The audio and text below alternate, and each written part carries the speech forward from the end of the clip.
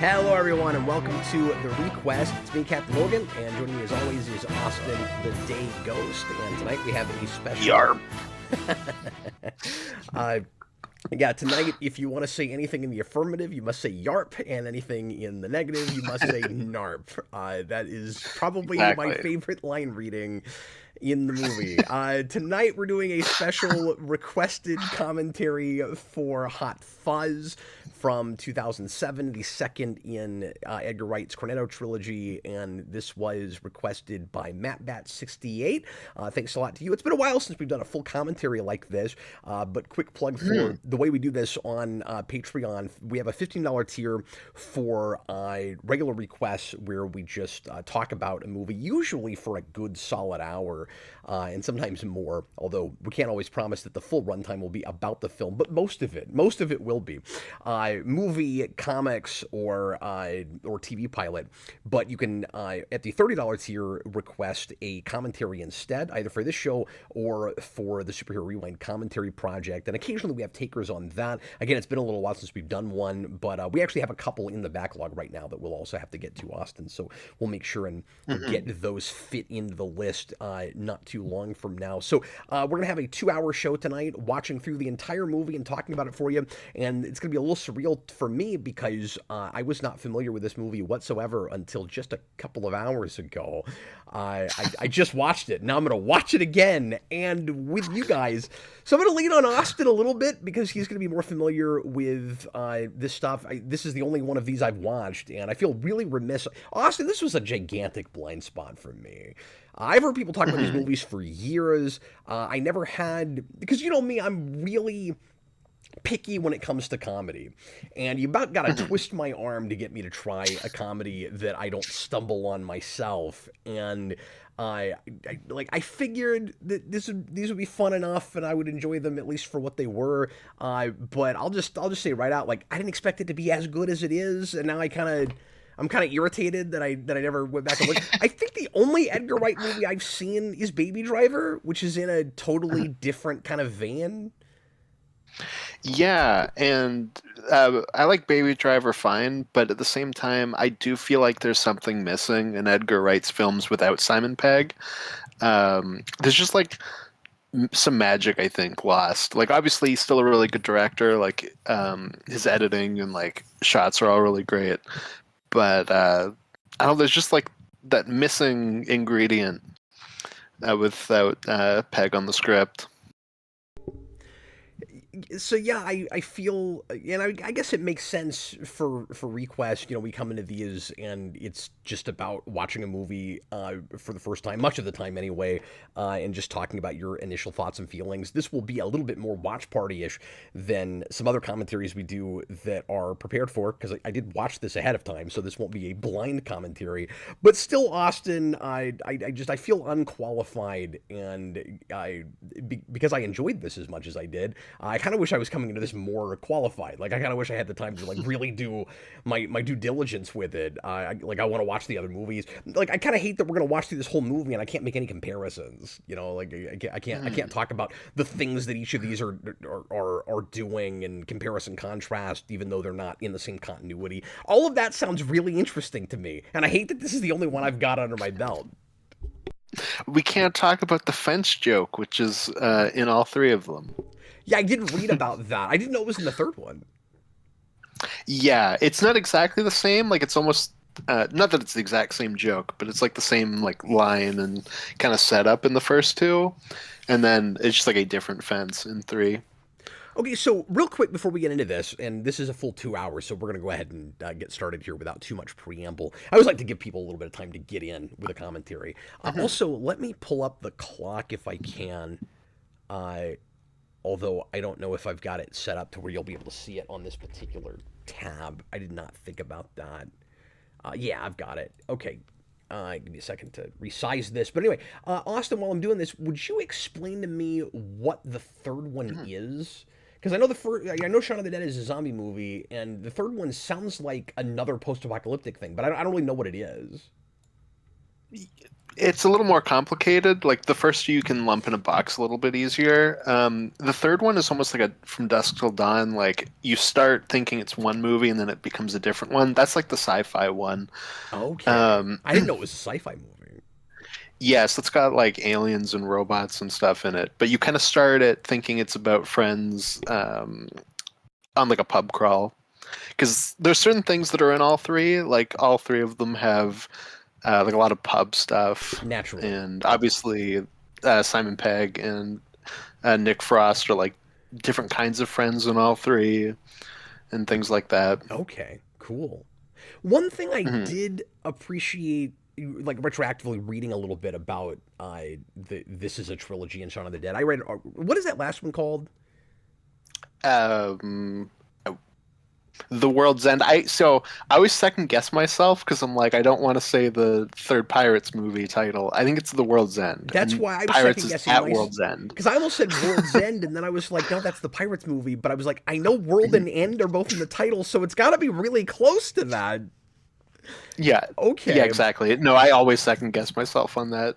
So the second side of the buddy cop duo in this, because I haven't seen the other movies and didn't realize that they were the two leads in each movie, I got to be duped into not expecting him to actually be the other lead. So I mean, in that way, I'm kind of glad I didn't see the other two, because the way he's introduced, he seems like just a dunce that Simon Pegg is forced to partner with that could be written out of the movie at any time until they finally are like out doing things together a lot and then actually, become friends and all of that. Like, I kept sitting there going, this feels like it's going to go in, like it should go into a buddy cop thing with somebody. But I didn't actually think it would be with that guy, so I started going, maybe it's not buddy cop. Maybe it's just going to be Simon Pegg on his own the whole movie. Like, I wasn't sure. Yeah. Oh, I mean, that's fun. Like, obviously, if you know Shaun of the Dead before this, like when it comes out, there's things it's playing off of that for expectation. But it does sound like that's an interesting way to come at it. Yeah, there were places where it felt like I maybe didn't catch that it was playing on things you might know from the other movie they made, but it did keep me guessing as to whether it might go supernatural in some way. And there's like and I think this movie's and camera angles and things and like reveals or like partial reveals that make me go, okay, we're setting up potentially like weird creepy things in the background, and it's like the way it's like the production is telling you maybe something supernatural is going to jump out at you. Yeah, and I think this movie's really smart at the things that are callbacks and whatnot to that other movie. Even if you don't know it, like they still work. Yeah, so this is gonna end up being another one of those trilogies that like sneaks up on me, and I've got to rush off and watch the other ones, like I had with a very different trilogy that I actually watched the first of in the first place, which you usually do. You usually would do that, but this isn't a story trilogy. But that is No, they're an ice cream trilogy. Yeah, it's an ice cream trilogy. And all the colors match what kind of film it is. We have a blue ice cream in this one, a red one in the zombie one, and a green one for the last one. Oh, okay. That's cool. Yeah, I didn't know that. But I was just going to say another trilogy that I had that with Connor introduced me to, and I reviewed. Maybe it was before we called this ReQuest. Maybe it was just after. But I did Before Sunrise a long time ago, and I had to rush off and watch the other movies in that. And I like those so well. I went out and bought the Criterion. But I'm kind of having that with this, where I'm like, now I got to rush off and watch the other two. You definitely have to watch Shaun of the Dead. I think you'll like that one just as much. I think you would like The World's End, but I do think that's the one that's a little more polarizing, but it is really good still. Yeah, but it sounds more up my alley. That sounds more in my wheelhouse, yeah. Austin. You're like, how do you say aliens and robots, and then but Shaun of the Dead versus it. You said World's End is the one I might not like as well, but you also said aliens and robots. Like, I'm so confused. True. I was thinking about that. I don't think that's the one you're gonna like as well. It's more your thing than either of these other two movies. I'm very confused about that. I don't know. I was like, it's the more polarizing one. You might be a little I don't know. I have more issues with The World's That's End, but disappointing I if do that like it a lot. happens. But yeah, I But mean, no, you are the zombie guy, so I you're expect you right. to like Shaun of the Dead I, most. I was a closeted zombie fan until I came out of the zombie closet. Robert Wild, Mhm. $2 super chat. This is also partially a surprise slasher movie. Yes, it absolutely is. It definitely goes into a comedy horror direction by the third act. Although I think that's tonally set up all throughout, Mhm. where Yeah, exactly. it keeps kind of turning the light on and saying psych up until it gets to that, I think. Mhm. Anyway, let's watch it. It's going to be hard to Yeah. watch this one and not just want to watch it, but we're going to do our best to keep things going and have some conversation and be as, fun and interesting and insightful as we can. But Mhm. help us out in the comments if you're watching it with us. Throughout your thoughts and feelings and favorite parts and all of that. It's a comedy, so it's hard not to just go, this part's funny. But I definitely have thoughts. I don't know, definitely have stuff to bring uh, to this, I Mhm. think.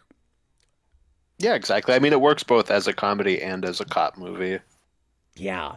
Well, we'll talk about it. Here we go. Mhm. Everybody, get your movie to timestamp 0. I'm watching it on Amazon Prime, which is uh, a rental right now for. They had it on sale for like 228 or something, so it's a good cheap rental.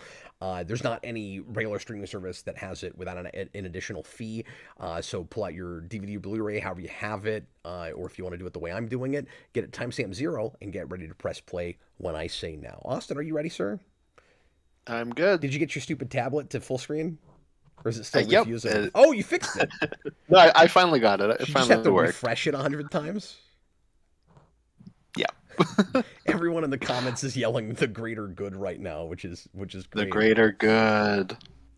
Yeah, that's like if Evil Dice Tonight worked. Oh, that's beautiful. I want There, that on the box. that's my review. Here we go. Everybody, please press play right now. So 2007, I was seeing a decent number of movies in the theater around 07, 08. I don't know where the hell I was on this. Totally slept on it. I'm sure I saw ads for it in the theater, but I probably just went, Mhm. it looks like a, screwball comedy that's not going to be my thing. Yeah, like it's like some cop movie. I'm good. And that's true. I'm not a giant cop movie guy, but like I like some cop movies. But you gotta kind of, I guess even just like with some comedies, you have to kind of bring me in kicking and screaming. Mhm. I like Die Hard Yeah, every time I see well, it. especially if you don't know the first one. I never pull Like, out Die Hard.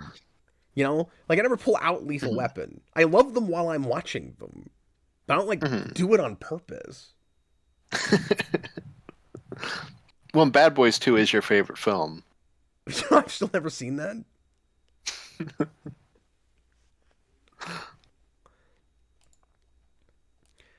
The cop sirens at the beginning of this are really loud because Mhm. I turned my audio way down and then Simon Pegg starts talking and I had to turn it all the way back up. There's lots of like crazy sound effects all throughout this movie. And So yeah. the sound effect guy for this film is named Nick Angel. Like this character is named after him. Oh really? I thought you were just gonna say Mhm. he's going hard because he's going hard. I mean, he is going hard, but I mean, he's Nick Angel. It's gonna be hard not to just gush about all the great production with this and uh, just how tight the story is and Mhm. how um like how much command of narrative it's got. Mhm. But the first thing I want to mention is just like how impressive the editing is. And I know Edgar Wright's really well known for his like push-ins and quick cuts. But this was to the nines with that in a way I was not prepared for. This movie looks like When the it's kind so of funny because thing. it's all on. Sorry, go ahead. You weren't finished. Oh yeah, you're right. I was just gonna say this looks like the kind of thing that takes like 3 years just to edit. Oh yeah, I bet. Good Um, lord. and there's Peter Jackson stabbing Simon Pegg. Oh, is he in the Santa suit? There's quite a few cameos at the beginning of this. Yeah. That's great. Well, Uh, and it kind of throws you for a loop if you haven't seen trailers or know what you're getting yourself into, because it looks like we're established a supporting cast that will not be our supporting cast. mm. Yeah, and a lot of the well, sorry, I shouldn't say a lot of them. I guess just Martin Freeman and Bill Nye are in all three. Actually, is Bill Nye in three? Yeah, no, he is. Oh, that's cool. Um, Yeah, because I was like, oh, cool, Bill yeah, Nye, and then he wasn't in the rest of it until the end. yeah. I think he gets a smaller role every film, and Martin Freeman gets a bigger role every film. Now, I'm saying that it makes us think that we're looking at a supporting cast. That's maybe not fair, because I'm looking at this supporting cast, quote unquote, while we're establishing the occasion for story. And so if you're paying attention to what's happening, you know we're going to leave the city kind of immediately. Because the story archetype that we're immediately boxed in here is the fish out of water, or the stranger in the strange land kind of story. Where that's always a good classic kind of starting point. It's a lot like in horror movies, or like ghost house movies, the family that moves into a new house, and then hijinks ensue, and this is that kind of thing. Yeah, and the scene is also really coming out with its sense of humor in that, like, it's very strong on wordplay, and you have the bit where it's like, if I bring in the inspector, he's going to say the exact same thing And then that he says the exact I same did, thing. and then we get the same scene 3 times. Yeah, it's wonderful. Mhm. Yeah, And exactly. there's a lot of great transitions like that. Mhm. Oh yeah, and with the editing, with what you were saying, part of like what's really funny about this too is that it's like a lot of the like really fast action editing over just really mundane things, especially over police paperwork. Yeah, and mundanity is the key word here, which is probably partly why it spoke to me as much as it did. Because I gotta be honest with you, I expected, like I said, to come into this and kind of enjoy it, but it would just not be my thing. And in some ways, I guess it's not, but like it does tickle some of my comic sensibilities pretty hard. Some of it is I really like British humor, and I didn't know how British of a movie this was. Oh sure, And the other thing is, I'm a big it's very Tick British. guy, and the Tick is all about mundane situations and just how absurd those things are in life. And I love how ultimately epic and huge this movie feels by the end, with how literally small town it is. And I keep expecting the movie throughout to pull the curtain back further and further. It's weird, right? Like the ways in which this movie is very predictable and not predictable at all. So there's a lot of kind of formula stuff where I go, I know what this is going to feel like at the end. I have no idea how it will get there. So I go very early in the movie, I'm going, okay, we're in this small town and everything is really mundane, and this guy is bored and trying not to lose himself in this world that he's not familiar with and that he feels is below his pay grade, and that won't let him do his job and be the altruistic, do no wrong, always do the right thing cop, right? But I'm through the whole thing, I'm going, but when we get to the end, there's going to be this gigantic epic shootout, and like he's going to bring the city with him there. But I keep never figuring out how it's going to get to that, and the mystery kind of keeps you guessing, and it does a really good job of subverting expectations in that way. And then in the back of my mind, there's always that voice, at least until the third act, that goes, but it's also possible that the whole thing will be totally mundane and nothing exciting will ever happen. And the joke will be it's being shot and edited and sounds like a Die Hard or a Lethal Weapon. But when you get to the end, we never did any of that. And we'll play some like really small, kind of action scene, like he just runs down somebody that stole a toothbrush or something, like in Home Alone, but that will play like the epic climax of the movie. And honestly, Austin, I think that could have worked. They could have made that movie, and it might have been fun. But there's something satisfying about it going where it has to, but not really knowing how that's going to happen. Well, it's also fun too because nobody dies during the climax. Um, every single person's just taken in. Obviously, like it is a big grand shootout, but it kind of plays both ways in a sense. That's true. Although the way the main bad guy doesn't die but almost dies, it's almost worse because he's alive. It's just justice for how he killed the reporter. Oh, that's true. I missed that. Mhm. Everything is set up and paid off in this movie, and I say that a lot Yeah. with good comedy and horror, especially. But this takes it to a whole other level. There's just No, this and all Shaun of of the these. Dead are like Chekhov's film. God, there are all these details that you can't imagine are going to mean something later or pay off in a comedic way. And I love all the breadcrumbs that you get, the tells about Mhm. what the big conspiracy in this town is, that you can't possibly realize or tells until you finally get there. Mhm. Like the Yeah, idea exactly. that when somebody's and there's stuff I'm filing away, but I don't know what to do with it yet. Because things Mhm. feel eerie and wrong, and something's off with this town. This Mhm. seems to be the scene that people quote the most. The fascist Yeah, thing. I saw that quite a bit in the chat and that announcement post. I love how that pays off at the end, and that one you're expecting when she shows back up. You're like, I know how this is gonna go, but it's great.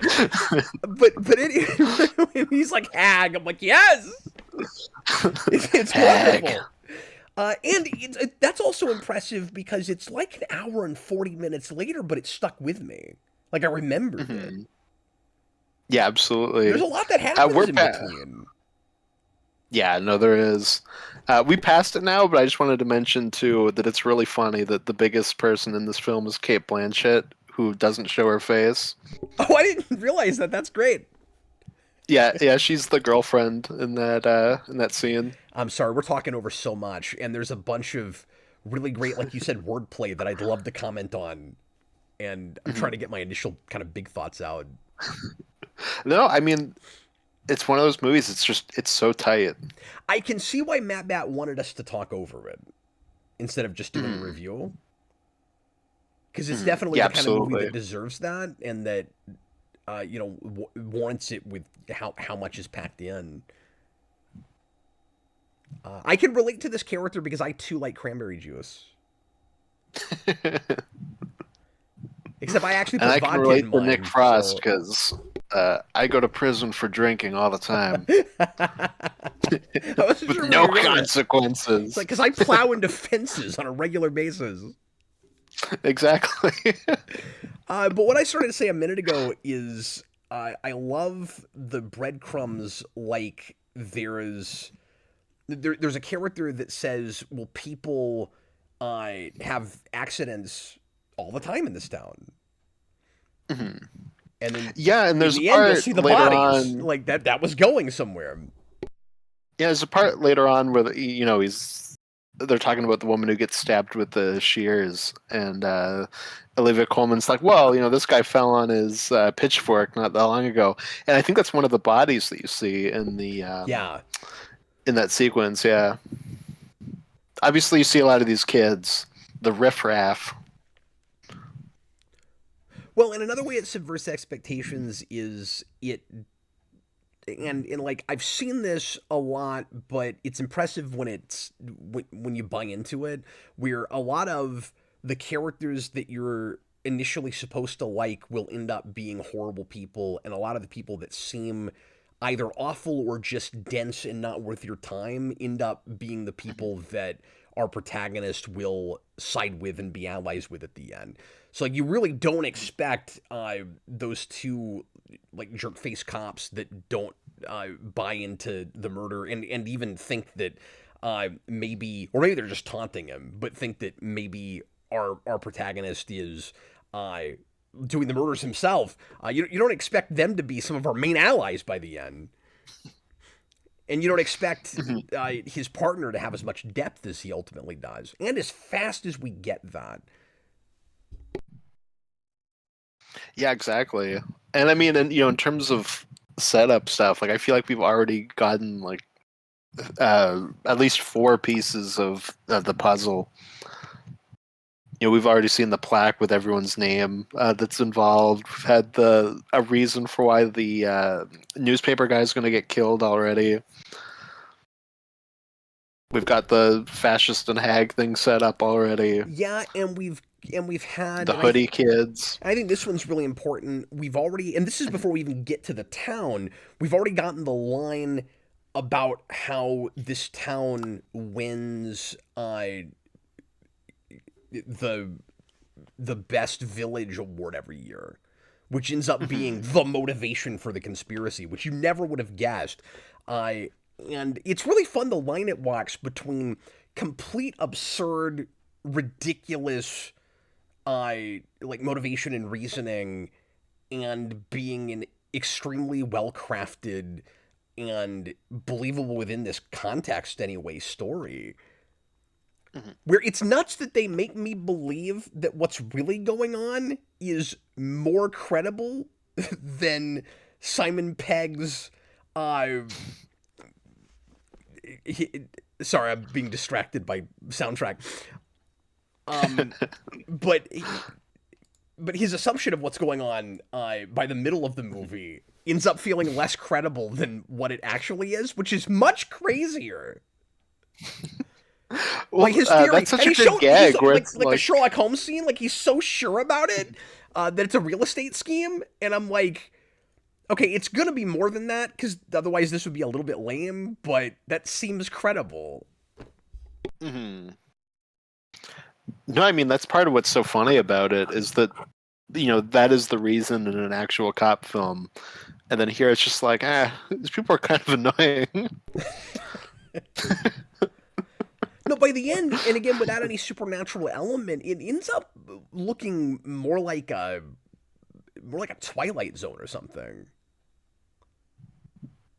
Oh, sure. It's a very Twilight Zone kind of premise. Mm-hmm. Yeah, I hadn't really thought of Twilight Zone, but you're right. Or in Alfred Hitchcock Presents, or a Goosebumps that makes sense. I like that one. That's a good one. That should also be on the box. It's like Goosebumps, but it makes sense.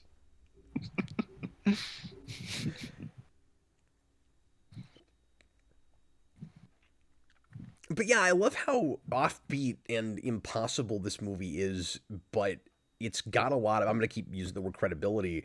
It's got a lot of credibility in the, in performances especially, where everybody knows what they're in. And we've talked about this with a lot of other things where it feels, this is so hard to pull off, right? Where it's not too self-aware, but it is kind of tongue-in-cheek about it.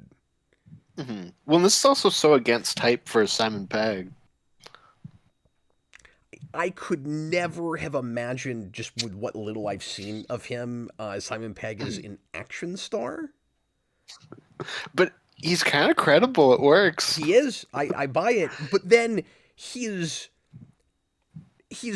type. He's cast against type enough. Like it never feels exactly right that he is at least body type and stuff in this role of like perfect super cop. And that's on purpose because whenever he does a backflip or a roll or something, it's hilarious. Like, because you don't buy it and you're not supposed to. And that's the line it's walking, right? And some of the comedy is in the stuff that doesn't work. But as a piece, it all holds together. I'm very jealous of that. Because, like, I'm trying to make a movie right now that is both a comedy. It's pretty farcical, but it's also supposed to have a serious dramatic through line where you appreciate the character arc, and it's that's a difficult thing to pull off. And so I watch a thing like this, and I'm like, God, I'm not anywhere in this league. Yeah, I want to know how many drafts, how many passes of the script they did. They spent 18 months on it. Yeah, I'd imagine so. Like you'd have to like handcraft every line. Yeah, what does your first pass look like? Because you can't possibly outline every setup and payoff with this. A lot of that's got to be stuff. I would imagine, just from experience, and I mean, like maybe there is a lot of outlining that initially happens, but I would think that a lot of details that come back later often would be things that are kind of brought out from a first draft, where you go, oh, that was there, we could do something with that. Mm. Like Yeah, exactly. I imagine the exploding mine is like that. That probably wasn't there in their first draft. Mm-hmm.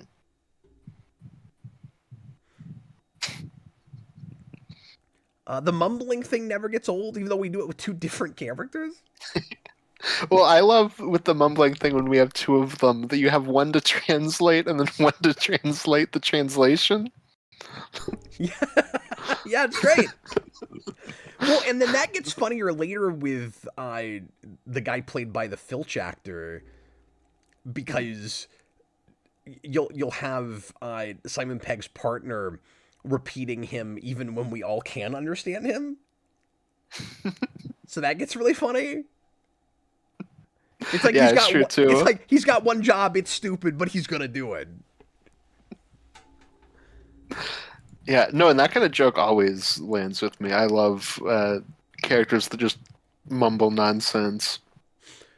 Well, and one thing I appreciate with it is in being a British comedy is that it's really accessible to a not British audience, but it does all those kind of typical cliche British jokes, really well. So there's just enough, like lingo and vernacular where you buy the setting, and all these actors are British and they sound like they ought to sound, but it's not going so far with that if you're not from there, you won't get most of the comedy. And I'm sure there's stuff that is over my head or that I'd appreciate more if I'd been there, but it feels like a British movie made for an American audience or for everybody, however you want to look at it.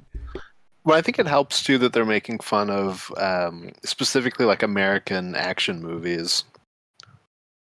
Yeah, and Edgar Wright said that the reason he made this movie was because Britain was severely lacking in cop movies. He was like, we don't have a history of them. Why don't we have one? Mm-hmm. And in that 18 months where they were writing this, they watched 150 of them. Oh my god. That's a lot. And they interviewed 50 real cops. Oh, okay. And I think that's a lot of where that balance comes in, is you've got all the over-the-top, impossible cop movie stuff, but then some of the, I don't want to say realism, but some of the believability comes from they actually looked into what real police work was like. Which is also probably how a lot of those movies go, where you've got somebody, you've got a consultant on set that knows about real police work, and then they most of the time ignore that guy and just have a lot of explosions.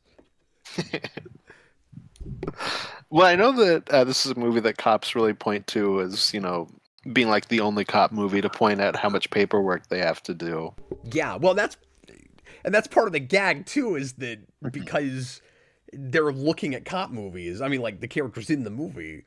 That's the big, unbelievable thing that Simon Pegg brings up, where he's like, "Wait, nobody does any paperwork," and I'm like, "That's your thing."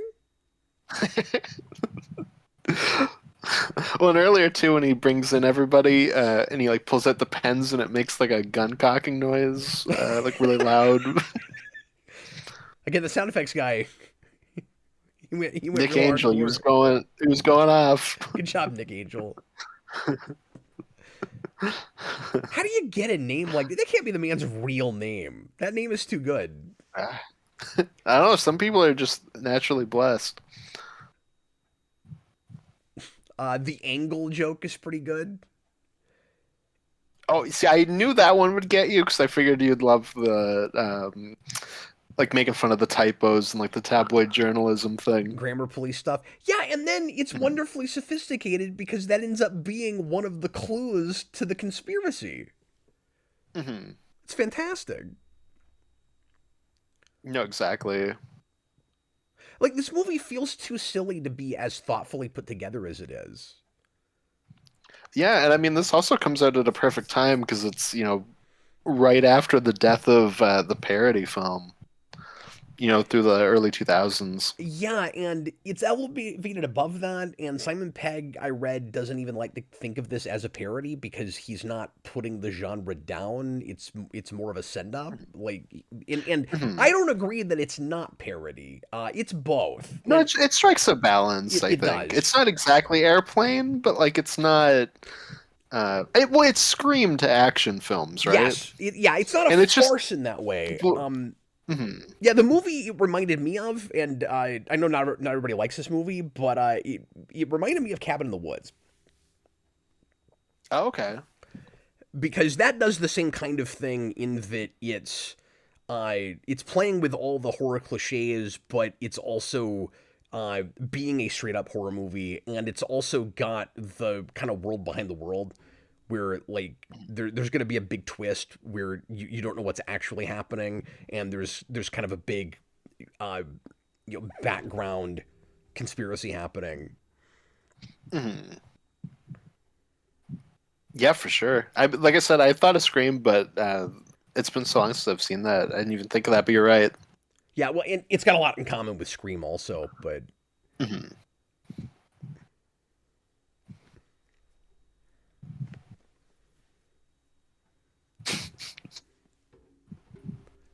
it's also crazy that right now we're just looking at the evil cabal and we don't know it.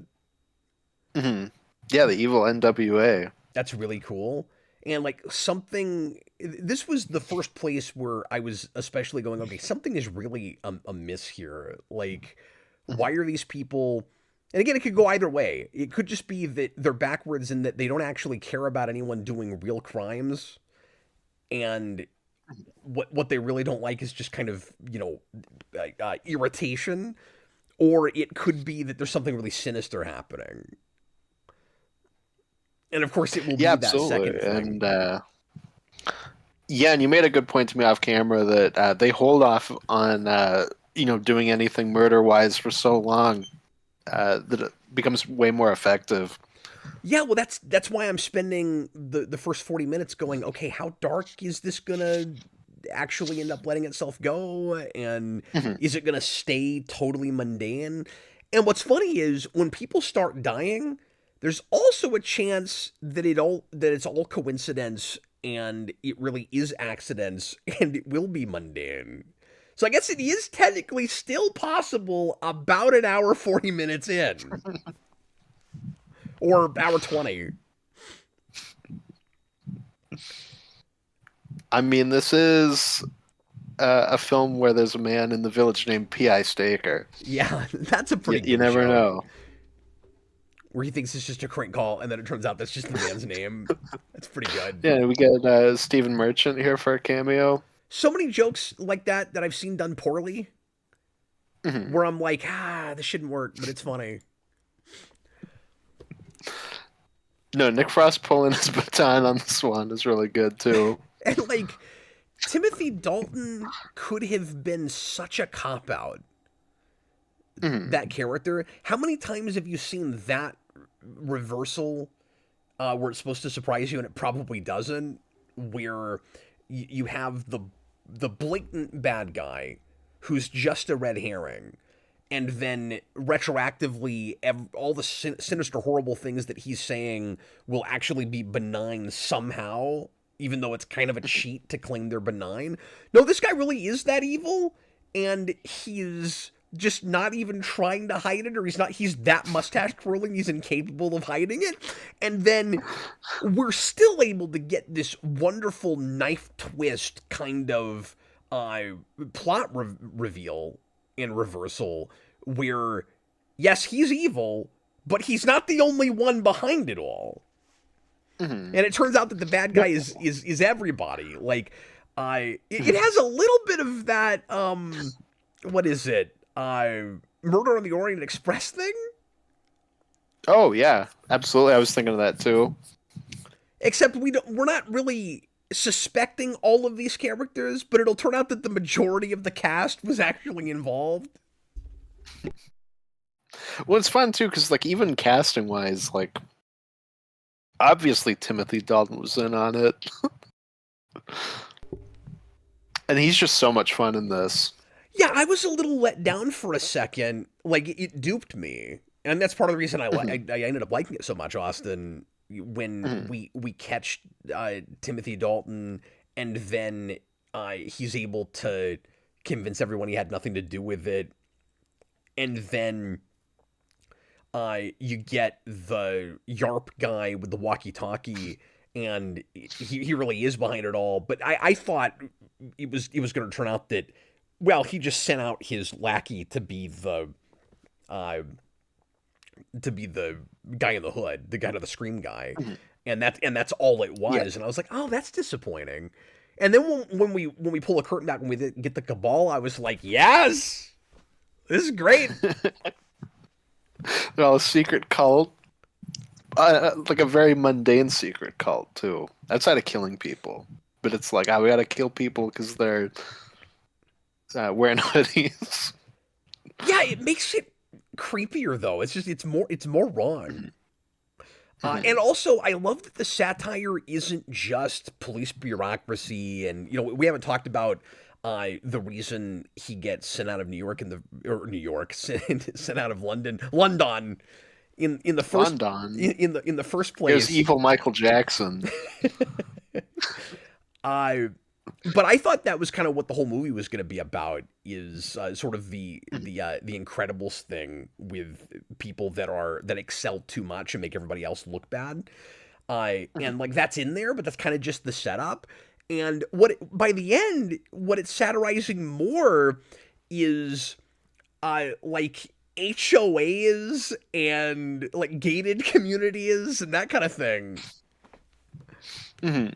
Like people that are too obsessed with their image and having to force everyone else to conform to make themselves look better, but with a really absurd backstory to get you there. Like I love that the inspector's wife, even though she died tragically, is like partially responsible for all of this because she was so obsessed with the town always winning that award that she created Mhm. this horrible legacy. Like, how screwed up does she have to be to commit suicide over it? Yeah, I mean, it's this town in a nutshell, I guess. So, can I explain why? Is it just the Simon Pegg flip is great? So apparently Simon Pegg actually did the vault over the first three, and then he ducks down, and then a stunt double does the flip for the fourth one. It's great. That's awesome. I figured he did the vault. I definitely hoped that was the case, but beautiful. So I'm gonna be irritating and explain why that joke works, Austin, or at least why it works for Yeah. me. It's because Yeah. we are how far into this movie? 30 minutes. So we're a quarter of the way Mhm. through, and there's been exactly no slapstick until right then. Mhm. And that's why it works. Yeah, that's true. Because if we'd had slapstick all throughout it, his partner barreling through the side of that fence, I don't think would have been as funny. Like if it was just that kind of movie, but it caught me off guard.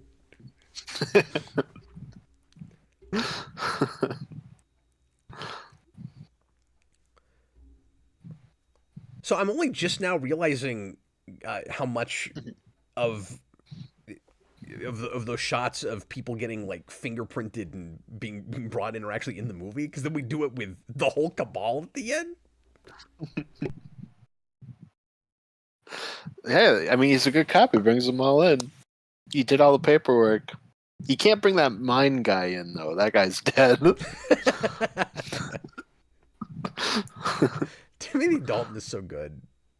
He's just really I screwed love up. the shot where he stands up and smiles next to his own picture, and it's the exact same. That's right. I I found myself wanting him to play like an evil casino owner or something after this. Oh, sure. Isn't he the bad guy in The Rocketeer? Yes. I was like, that's a guy who's the epitome of being more distinguished as you get older. Mm-hmm. Like, Absolutely. he's aged very nicely by 2007. Obviously, this was somehow almost 20 years ago, so I have no idea what he looks like now, but I can't remember the last thing I've seen Timothy Dalton in. Mm-hmm. I hate to be like this. I almost asked you if he's still alive. I think he is. Oh yeah, no, he's still alive. No, and he's also one of the best Bonds. I don't think I've seen any of his Bond movies, have I? I don't think so, because you and Eric never made it that far to on License to Review. We stopped around Moonraker, I think maybe. Octopussy was your last, your next one, if you were to keep going. Okay. If I remember right. So you were like right on the cusp, like right about when he was about to take over. So the one that really got me at the end with all of the justifications for the murders is that this guy murders Shakespeare. And they showed us enough of the play. They were going to say her annoying laugh. Well, I was going to say, this is how heartless I am. They showed us enough of the play that's the one I'm kind of behind them on. I'm a little with them on that kill over any of them. No, I think this guy is kind of justified. I'm not going to lie. I don't think the living statue had it coming. Like, he's leaving everybody alone. I don't know what's wrong with that. But at the same time, when you see him dead, he looks the exact same. So is there really a difference? That's so good. He was really committed to the bit. What is the glove this guy's wearing? Another reason he deserved to die. One of the gags that hit me sideways that I didn't see coming, and then I went, yes, of course. If I'm writing the script, you have to put that in there. But is right at the end when all of the chaos and carnage is happening, and they cut to the judges for the best village contest. It's so good. Oh yeah, of course. So it goes without saying, obviously, this is a Hall of Fame movie for ReQuest, but I'm going to go as far. This is a comedy masterpiece. Like there's no two ways around it. Mm-hmm. How does this movie exist? Like, it's too good. The villains just want their town to be a model village. The climax takes place in a model village. Oh, it's so good. You get to the. I was gonna wait till we get there, but you get, and I love the symbolism of that. Mm-hmm. Where like you got the two giants that are stomping around the town and like the main like Timothy Dalton, the main villain, wants to preserve the image of it, but he's stomping around destroying it. And you've got the kind of, you know, giant like heroes or would be heroes that like live above everyone, and they're bigger than all the buildings. And I was like, how do you get to the end of this and it's Mask of the Phantasm? Yeah, absolutely.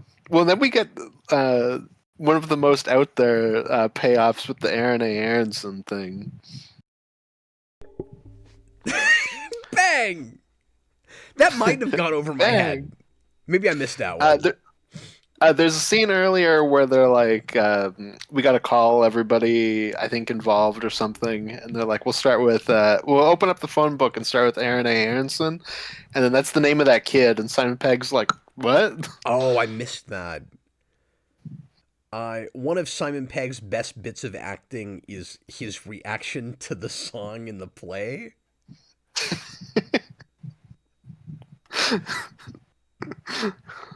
And I think butchering that song, not just Shakespeare. I think maybe part of the reason that or they think that song is good enough to go in the play. Like, you take your pick, like however you think Simon Pegg is reacting to it. But I think part of the reason that the conspiracy feels so disturbing, that payoff works so well, is you have two sides of the town that are both equally weird and don't seem quite right.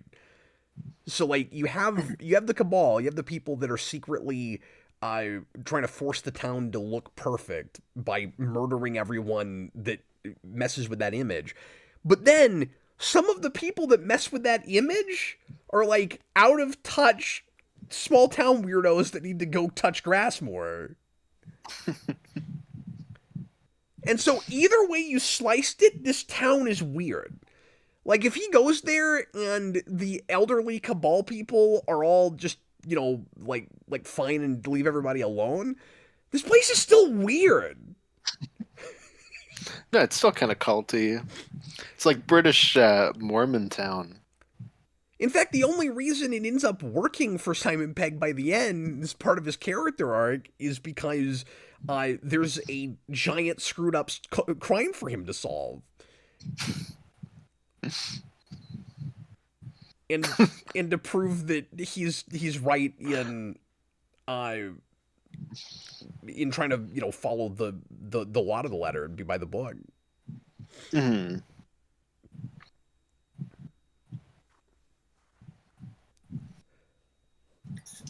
It really shocked me that they made me actually like this kid and see him as a real well-rounded person. You mean Nick Frost's character? Yeah. Oh, okay, yeah. So I know you said kid, so it threw me off for a second. Where I was like, "Wait a minute, are we talking the same character?" Well, because he's the son of the inspector. And no, that makes sense. He feels younger than Simon Pegg, and when we first meet him, I assumed he was younger than he is. Mm-hmm. Well, I mean, he's very much a man-child. Look, Austin, they're drinking one of two possible wines, white or red.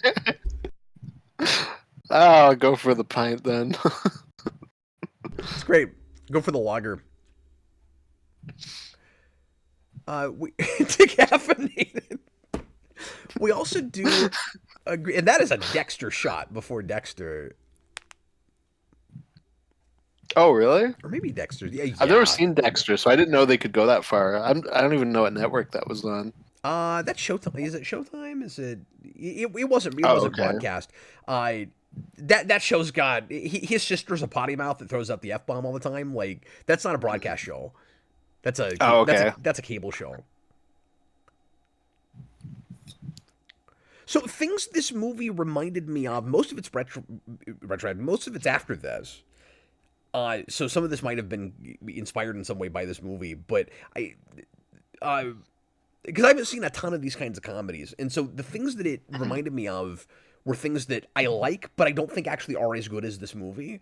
One of them, so like I said, Cabin in the Woods is one of them, and I like that movie a lot. I think this is actually even a little bit better than that, as tight as I think that movie is. But I saw a little Drew Goddard in the script. It reminded me of some of his writing.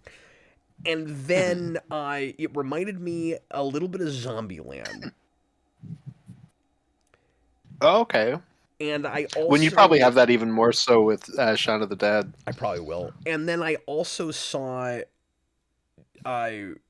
just in some of the, like, peeling the curtain back stuff and how good the setup and payoff is and the balance with the comedy and the character sophistication, I was also reminded of Tucker and Dale. Oh, okay. Yeah, I can see that too. This isn't one you've seen, but 21 Jump Street's got some of this energy, but like a dumber American version. And I like that movie, but like it's not clever like this is. Oh, there's. But I also don't think it's trying to be. Yeah, and then later on he'll be the kid. Maybe I should finally watch that. I don't know. Now I'm on like a comedy high where I'm like, I guess I should watch more comedies. And then you know what'll happen? I'll watch something everybody's recommended, and it'll be like, hey. I'll just watch more Simon Pegg things. You can't go wrong if he's writing. No, and it ticks me off because he should have been handed Star Trek. Mm-hmm. Yeah, and I still have to watch Beyond, but everyone says it's the best one, and he wrote it. Given it to him, yeah, he wrote it, and it's really good despite how compromised he says it is.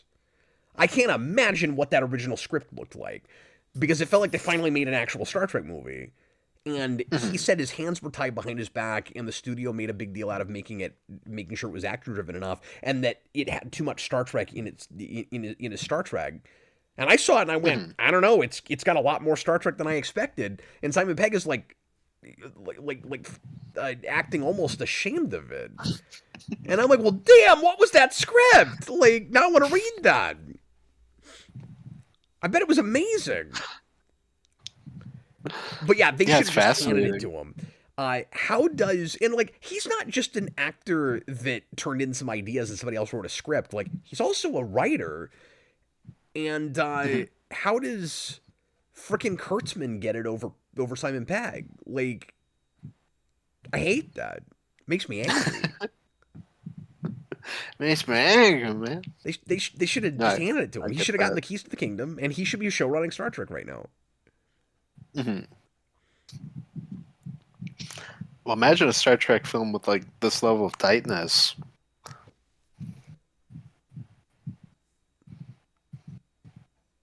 The Power of Grayskull's great. And then when Pegg says it later. Yeah, the movie collection.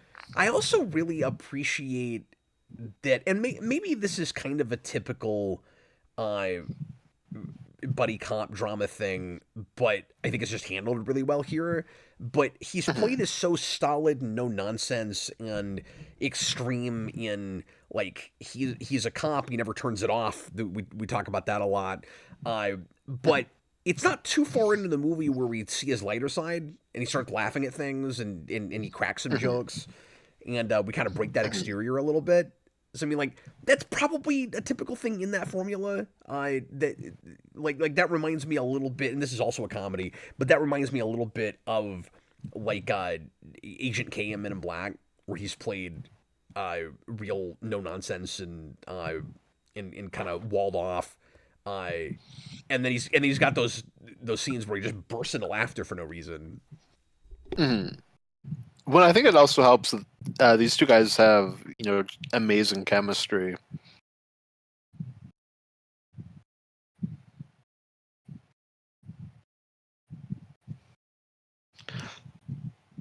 Because with lesser performances, and two guys that don't have as much chemistry, it might be a little bit more unbelievable.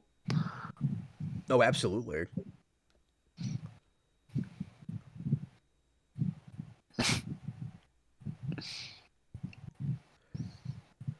Yeah, like, none of this went where I expected it to. I thought it was going to be a, like, night of fun and shenanigans that ultimately Simon Pegg would regret. And it really is just relationship building. And I also really it absolutely could have gone that way. And I also really like that it's the platonic romance. That, like, this is the romance of the film. And there's maybe a couple places where people might make the leap to think, like, maybe it's going to go in a homosexual direction.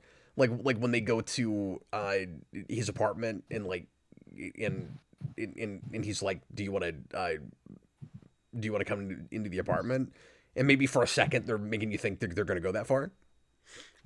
That's definitely, like, part of the joke. Like, you have that moment where they're, like, really close, like they're like, right here to each other, and it's like, you know what we can do? Oh, I know. Watch some cop movies. It definitely is that. Oh, that's true. Relationship thing. Like, they are the couple of the film, even though it's not an actual sexual relationship. Yeah, but I really like that about it. And I mean, we also start with, like, he just broke up with his girlfriend. Yes. And now this is the relationship that he's getting into. Well, and he's actually secretly lonely, and he would never admit to that, but you can tell. And so I like that. I do think it's weird that the ex doesn't come back at the end. That's the one thing that felt like it should have been a setup for something and then it wasn't. Because it's kind of, and maybe this is just expectations on my part. Like, not that I needed that. I guess it helps that they weren't ever actually married. But it would have been funny if she came back and was just still in that outfit, though. Because she's more so just there to set up his character arc. That's true, but the whole way through, every time somebody comes in and says that he's got a call from London. I thought it was her. Oh, okay. I mean, it's possible. And I thought there would have. Well, it's not, because we find out at the end that it's just London is burning down without him, and they want him to come back. Oh, that's right. No, I was forgetting the ending for a second there. You're right.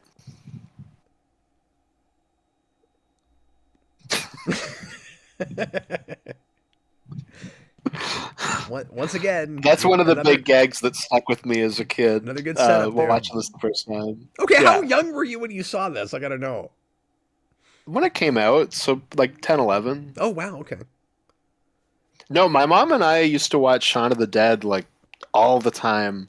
And then this came out, so she was like, "Oh, it's the Shaun of the Dead guys. They're making another movie." And then we watched it once, and she like really didn't like it, and I don't remember why, but we never watched it again. But I've obviously gone back and rewatched it. Well, just from stories you've told me, your mom sounds like one of the most counterintuitive people in her reactions to films. Well, and I don't even understand why she likes Shaun of the Dead, because it's very much not the type of movie she would watch. But we watched it all the time. Yeah, weird. Mm-hmm. Not to throw shade at your mom, but you just tell a lot of stories where it's like, and then she hated this. I'm like, why? You're like, I don't know. I don't know. I remember the time, because this movie creeped me out a lot as a kid. You know, it's there's probably jokes that I wasn't picking up on, and it felt very like oppressive by the time you get to the big reveal and stuff, where it was like, oh man, this is like genuinely really scary. So all that stuff really stuck with me. But I think when the movie finished, you just went, that sucked. That's a real kind of James Gunn sort of move too, where you get to a real like dark and disturbing place, and then it gets lighter than you ever could have imagined by the end. Kind of flips back around. Well, yeah, I mentioned how funny it is that he really does take them all in by the end. In a lesser movie, he would just shoot them all. Robert says he doesn't think the ex-girlfriend needs to come back.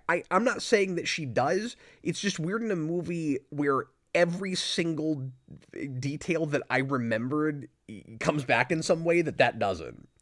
Because that's a Cate character that gets a Blanchett whole was scene. only available for an hour. Like, is there another character that gets that much screen time early on that does not return in some way? I don't think there is. No, I don't think so. The other guys in that scene. Something else that this gets away with that's impressive is, and part of it's because of the parody element, I guess, but it's a cop movie about cop movies, and that can get so irritating with things that are too self-aware. And I guess very often it's because they're leaning on that's all they've got. So you'll have, things like, I mean, this is low-hanging fruit, but like Ghostbusters 2016, where the characters at one point just start throwing out movies that have ghosts in them because they don't have anything. But this is such a love letter to those movies, not ghost movies, but police movies, that it ends up making a lot of sense that they're talking about them. It's part of his character arc where like he lives in this world and doesn't understand that he's in a cop movie. So there's kind of a fun meta component to it. And so I really like all the kind of smart ways that will bring up police movies. And there's one bit where they do the big explosion that blows out the windows in the front of a building or a house or something. And then I'm sitting there racking my brain going, okay, they are homaging a movie that I have heard of, and I cannot think of the name of it. And 30 seconds later, somebody says Backdraft. And I was like, that's it! That was the movie I was trying to think of. Well, I think a big thing that helps too, Cap, is, for lack of a better term, it's not Whedon speech. Like, you have a character that does it. They're not all doing it simultaneously. Like, Simon Pegg will do it a little bit more because of his interactions with Nick Frost, but it's mostly a Nick Frost thing. It's not the 6 characters in Endgame that have to bring up Back to the Future or Flash. Also with Back to the Future? Yeah, not everyone is speaking in pop culture speech. That's a great point. No, You know, way because he doing that ends up. type of thing is fine. It's when everyone does it, and then everyone feels the same. Yeah, or like I said, when there's not actually a good comedic premise or a story being told, and that's all they've got. Yeah, exactly. Because that's the parody movie problem. That's the like epic movie and all that. We're Where it's just all they've got is here's a it's Kung superhero Fu movie. Panda. Here's a movie that came out 6 months ago. Like, all right. Especially by like Epic Movie and stuff like that, they're doing parodies of trailers and not even full movies.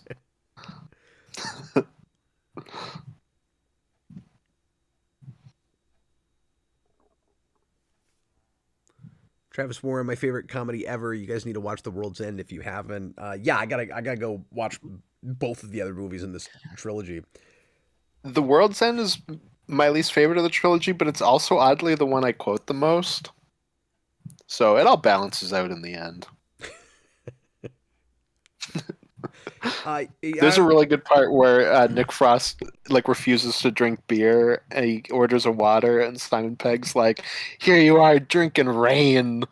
And most of the time when I see people drinking water and they're the only one, I say that. See, it's gonna be weird because I'm just gonna be sitting around waiting for him to get cranberry juice. Oh yeah. He's a different character, so he's not gonna do it. So, have you had this thought? Yeah, and they Austin? kind of swap in the third one, where Simon Pegg is like the man-child one. Oh, weird. It's gonna be hard to adjust to. Well, it's odd, right? Because this is the kind of movie that simultaneously I'm glad doesn't have a sequel. It doesn't need that, but also could have easily been a TV show premise. Oh, absolutely. I mean, we're doing stuff like that now. Like we have the Lethal Weapon show. I don't think that's still on, No, but that's done at this like point. But the Equalizer is a show again, and like there's a few things like that right now. We could get our Hot Fuzz show. Reacher and yeah, and I'd be all for it. Like Mhm. I can really see this as a premise. No, it's got that like Nice Guys thing. You Yeah, could well, easily see more, but it's also just a perfect movie. yeah, it's kind of like The Odd Couple in that way. Like that's Mhm. one of the earliest examples of this, where you have a great comedy that's one and done, never needed sequels, and they made one for that. I think, and I don't think it's supposed to be very good. Uh, I think maybe I'm wrong about that. And then it gets a sitcom. This could absolutely have that with different actors that has nothing to do with that movie. Mm. No, of course. There's no way Simon Pegg is. Actually, I guess he's in The Boys. Maybe you could get him to do TV. No, Well, he's a big role in that. that's not what I mean, Austin. I'm just saying that that's what The Odd Couple did, where like Yeah, no, I know. that was a movie with Mm. a pair of actors, and then when they did the sitcom, it was a different pair of actors. Mm. No, of course. Have you had this thought? If we made this Mm. movie in this trilogy in America, it would be called the Neapolitan trilogy. Yeah, I mean, absolutely. Somebody needs to make the Neapolitan trilogy. I want to see that. Okay, challenge accepted, Austin. It's my next big project. I'm going to work on the Neapolitan trilogy. Beautiful. And they all have to be a different genre that matches strawberry, vanilla, and chocolate. I was going to say it had to be different colors, right? It would have to be pink, white, and blue. Blue? No, chocolate. Brown. Oh, chocolate is brown. Thank you, Austin. Chocolate. Chocolate is not blue. Ladies and gentlemen. One's blue. And you said the flavors, and I wasn't listening to you. Ladies and gentlemen, I just want to throw out the brilliant observation that chocolate is brown.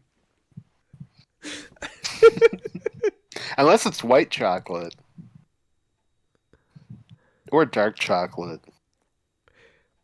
Okay, so Austin, how do you read the bit about Guns in his character arc? First of all, I like that as a kind of like standard police movie cliche where you have that one kind of personality quirk. you have that like dark thing in the guy's past, like with Lethal Weapon. I feel like this is his his version of like the guy that I always wanted to commit suicide. Um, Mhm. but how do you read that in his arc where he doesn't like firearms, he won't use them, and then in the third act he finally like loads up for bear and he's okay with the firearms now. Well, from an action movie perspective, it makes the payoff a lot better. But in That's terms true. of his character arc, he's just he's learned from Nick Frost. He's got to do what he's got to do. He's got to be the action hero now, which is why he comes in like a old west cowboy.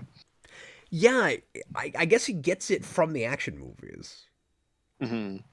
Yeah, he's He got to be the realizes sheriff of the town. he realizes he's in the movie is it now. Like it just Hmm. requires it. Hmm.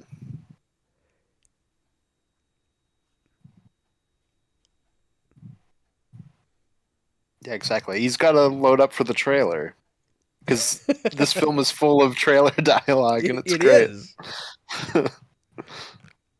Well, I guess part of the idea is when he's in the big city, I like there's so much crime. That's the world he lives in, and he's got to kind of hold himself back in some way. And he goes to this small town and he finds out that he's overwhelmed with this criminal conspiracy. And so he has to now be the vigilante. Like he can only take care of this if he turns into the Punisher.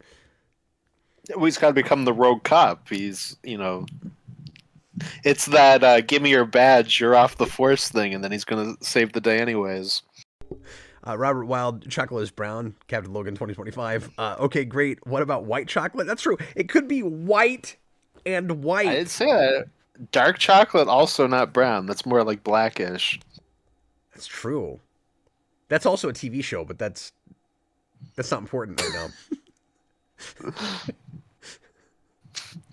Orange is the new dark chocolate. What's with this? What's with the Spider-Man face paint? Like these kids with the Spider-Man face paint keep coming back. I don't know why. It's weird. Because they're at a fair. You gotta have the Spider-Man face paint. Is this a Sony movie? I don't think it is. No, it's Universal. I was wondering because this is the same year that Spider-Man 3 comes out. Oh yeah, true. Well, and Nick Frost is dressed exactly the same way he was as a kid in that picture in the like chief inspector's office. He's in the same outfit too, but it's funnier on Nick Frost because he's like 8 in that picture. Matthew Bass, it's implied that he killed someone in the raid in the opening montage and is somewhat traumatized by that experience. Yeah, I guess I missed. I got there was like something in his backstory that made him kind of Batman, kind of weird with guns. And I wasn't sure exactly what it was, but more than that, I was just trying to get a good read on because I hadn't quite worked it out on what it means when he finally gets past that and loads himself. Like, because that's part of the big kind of switch at the end with his character arc. Where he's that's part of a big opportunity for change with him. It's almost like I guess the best read I can come up with is like as he's learned to turn it off, he's also become kind of like more traditional cop all at the same time, or at least traditional action movie cop. Where like, well, like I said, then he also doesn't kill anyone with the guns either. Yeah, I guess I didn't pick up on that. It's something that's easy to miss on a first viewing. But then on a second you go, oh yeah, anyone that gets shot is like shot in the shoulder, and we make a big point out of that. And there's a lot of just kind of knocking people out. And even, the big villain one, it goes through here and out the mouth and not further up. Well, and we establish absurdly how good of a shot he is. So that you can sort of buy that he's able to constantly like shoot not to kill, which is not what you're supposed to do as a cop. Like for the most part, as a cop, if you are going to fire your weapon, you're usually supposed to be aiming to kill. Well, especially when there's like a crazy woman riding a bike at you while shooting two pistols at the same Well, yeah, time. exactly, because it's self-defense, or you're defending someone else, or and I got that from an actual cop friend, by the way. That's not me looking at movies. It's like a real cop that told me that. Stone Gaspin, $5 super chat. Hot Fuzz is funny, yet low on my Edgar Wright ranking. The 2021 double punch of Last Night in Soho and the Sparks Brothers are masterpieces in my book, and I have not seen either of those. I've not seen the Sparks Brothers. Last Night in Soho is a film I love for the first half, and I think is like awful in the second half, and completely loses me. That's my least favorite Edgar Wright film. But thanks for the super chat. I didn't know. I know Connor really likes that movie. That might be like up there for him. I've heard Connor Edgar Wright. Sing the praises of that, and I didn't know Edgar Wright made that. I was looking at his list today, and it was a lot of I didn't know he made that. I didn't know he made that. Mm-hmm. Yeah, the second that movie becomes a horror movie, it's so generic. Oh, that sucks. Mm-hmm. Like I said, there's just something about Edgar Wright without Simon Pegg where it just doesn't really work as much for me. Oh my god, everything that they're... See, looking at this on a second viewing is really interesting, because That's why I said to you earlier, I wish I had time to watch it twice before doing this.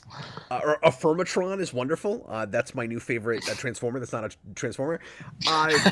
But I love that these guys are going through, trying to piece together what all the murder victims have in common, and Simon Pegg is going to take the wrong... the wrong details from this and put together a story that, again, is actually more credible but wrong. But it's actually all the real motivations for why they were killed. Mm-hmm. When we find out why they were actually killed. And you'd never put it together because it's all so like seemingly benign. But when he's like the guy at the newspaper likes puns and is a bad speller, like, that's why he was killed. Mm. That's awesome. Yeah. Now, I do have a, like, kind of Dark Knight level nitpick with this, Austin. Okay.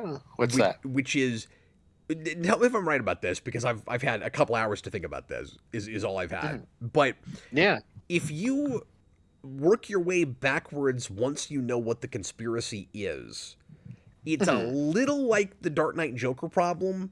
Well, sort of, kind of. In that, with that, it's like, do we really buy that the Joker was able to, like, plan all this stuff out? With this movie, I guess it's not exactly the same thing, but there's kind of a question of the timeline of it, where or if it's too convenient that all these people, or at least several of them that die or that get killed, are while Simon Pegg is investigating, and they're killed in the order that he is going and investigating them, but that's not the reason they're being killed. So that order seems a little easy. Right? I mean, the order thing, I think, is just like part of the joke, that you can like have it so that it plays both ways. Yeah, sure. But that probably is the most contrived thing in the movie. Yeah, for sure.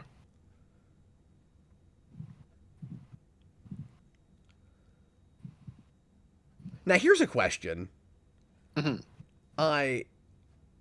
She's not...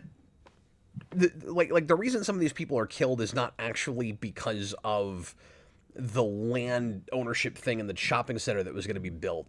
But do we buy that if these characters weren't just being irritating in other ways that the Cabal can't deal with, that shopping center would have been allowed to be built? Because that would ruin the aesthetic and the vibe of the village. Mm-hmm. No, they would have just killed them too. That's why Simon Pegg's wrong. I think so. Mm-hmm. They're like the gypsies coming in. Robert says it's a recurring joke in this trilogy that early on they tell you everything that's going to happen. Mm-hmm. So they do that with all three of them. Yeah, and 3 is the one I don't remember as well. So like, I feel like that one's the least tight, but it's just because I don't know it as well as the first two. I just keep going to Galaxy Quest quotes. Does the rolling help? Yes. It always helps to roll when you're chasing a ring wraith. Okay, I swear. Speaking of that, I swear to God, the ring wraith just like flew across the screen with a sound effect that was like, whoosh. Whoosh. It is Phantasm. This is one of the like top 10 greatest comedic freakouts. It's really good.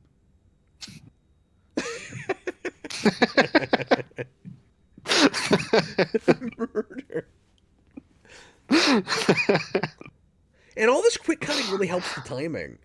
Like, I've seen movies that try that, and it makes it less funny, and it's kind of, too awkward humor. But for whatever reason, with this, it's part of why it's funny. Because I was there.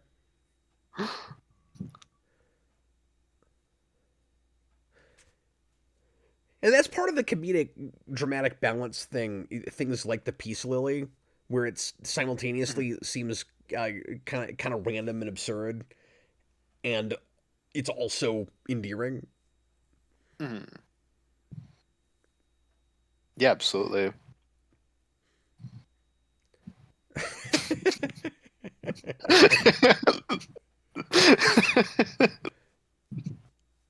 But yeah, you really buy the brainwashing thing by the end. Where like these guys just seem awful, and there seems to be something kind of wrong with them, and then you find out it's the same thing that's wrong with everybody in the town. Now I don't know if you'll remember because you watched this when you were so young, but the first time you saw this, did you were you kind of taken in by sorry, I'm trying to decide how to phrase this. By the partner seeming at first to be in on all of it. Yeah, that completely blew my mind. They try to fake you out with that. Mm-hmm. No, it blew my mind. Where I was like, "Oh my god! Like, he can't be evil. What?" Especially, like it's so stupid when you're older. But like when he stabbed Simon Pegg, it genuinely got me as a kid. It got me tonight. And then I was like, okay, yeah, so I don't feel as dumb anymore. Oh, yeah, that's right. Sorry, what? I said I don't feel as dumb anymore then. Well, no, you should. I got, like, it got me for a second because I was like, oh, yeah, I forgot about the ketchup. Mm-hmm. Well, and, we set up the notebook, which is also a payoff for that earlier scene where they pull over the actor and he's like, this has saved my life more times than anything. Well, it works like a good magic trick, right? Where there's all this misdirection. They're throwing so much at you that it throws you off the trail, but they're not cheating with any of it. There are no true red herrings in this, really, except for maybe the two guys at the police station. Are they actually twins? They kind of look like twins. I can't decide if they're supposed to be related or not. I think they're both just named Andy. I think that's just it. But that's probably part of the joke, is they look similar and they have the same name. But that one specifically is two setups paying off together, because it's, like you said, also paying off the ketchup thing. So as soon as you get this flashback stuff where you see Timothy Dalton in the cloak, I'm like, nope, none of this actually happened. Sometimes you can just tell when it's supposed to be fake and in his imagination. At the very least, he definitely does this one, the reporter one. Oh, okay. I didn't even think of that. It's a fun runner.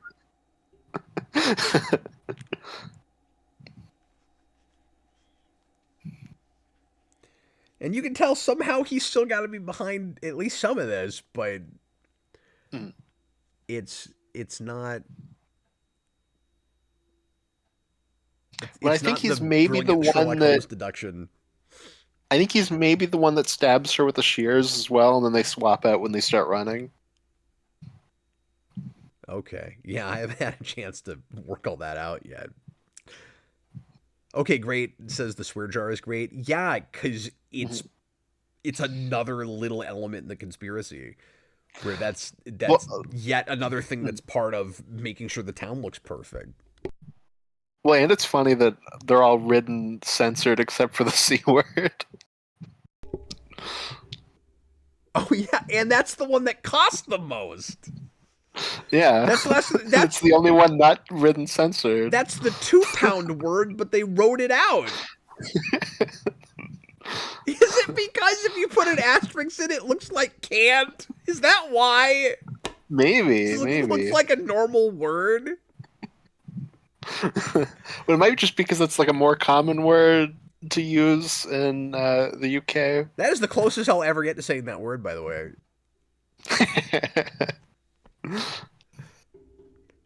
At least on camera. No, it's one of the only it's one of the only swear words I will not say.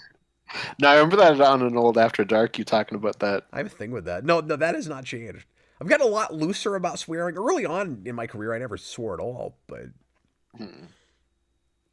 Now you say words like can't.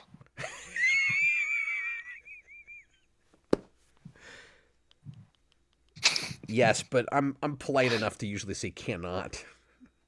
Oh, true, true. I hate apostrophes. I hate them. Just say the full damn thing, you lazy bastards. I like this joke that the plant got confiscated, but they're in the police station, so he can still go water it. Yeah, it's really good. I really want to show Jason this movie. I kind of think he'd Oh, love it. sure. Yeah, I wondered for a second if you would watch it with him, but then I figured probably not, just because you don't know what's in it. That and I always prepare for these when he's at dance practice. Oh, okay. So I True, almost true. never get to do these with anybody in the family first time out. And then if I really like something, I'll show it to him later. That's typically what happens. Mhm. This is not interesting to anyone. Well, this is oddly maybe the most violent one or gory one. There's probably more blood overall in Shaun of the Dead, but I feel like this is a little bit gorier. It's got some really gruesome bits, yeah. Mhm. And that's why it's it's so well handled. I kind of want to show it to Sarah, but I don't think she'd like it just because of those moments. Would Like you I think they're like probably spread out won't. far enough, or do you think it would just be like a hard no? It's always hard to tell with her. Hmm. Like if she's liking it well enough, she might be able to get past them, but it's also possible that some of them would just be gruesome enough that she'd be like, "Nah, I'm out." I don't always know No, with that's her. fair.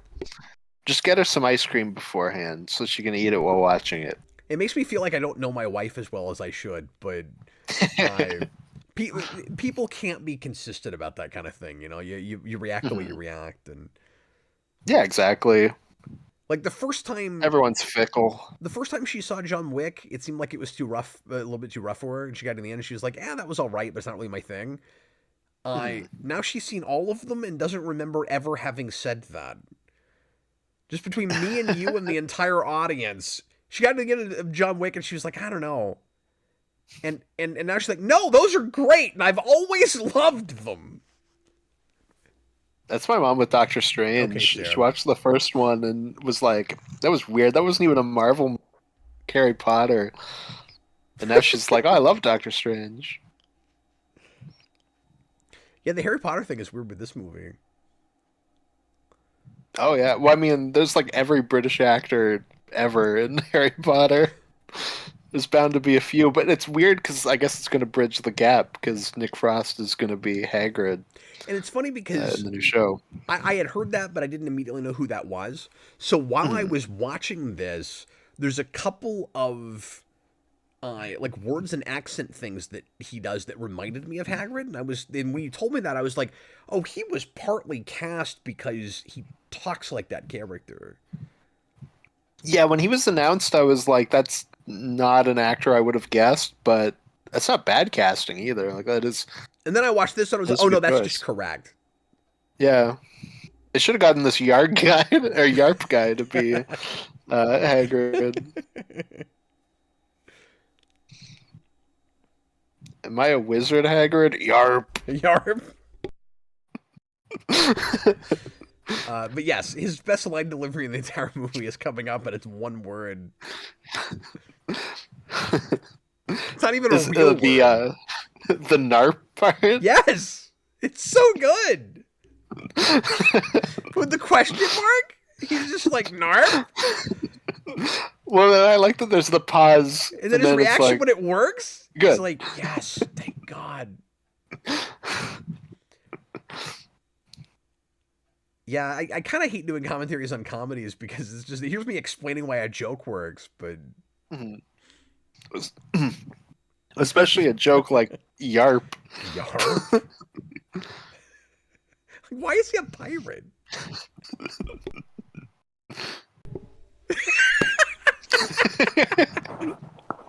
And then that sigh of relief. Come on! It's the best thing he does in the whole movie. That is great.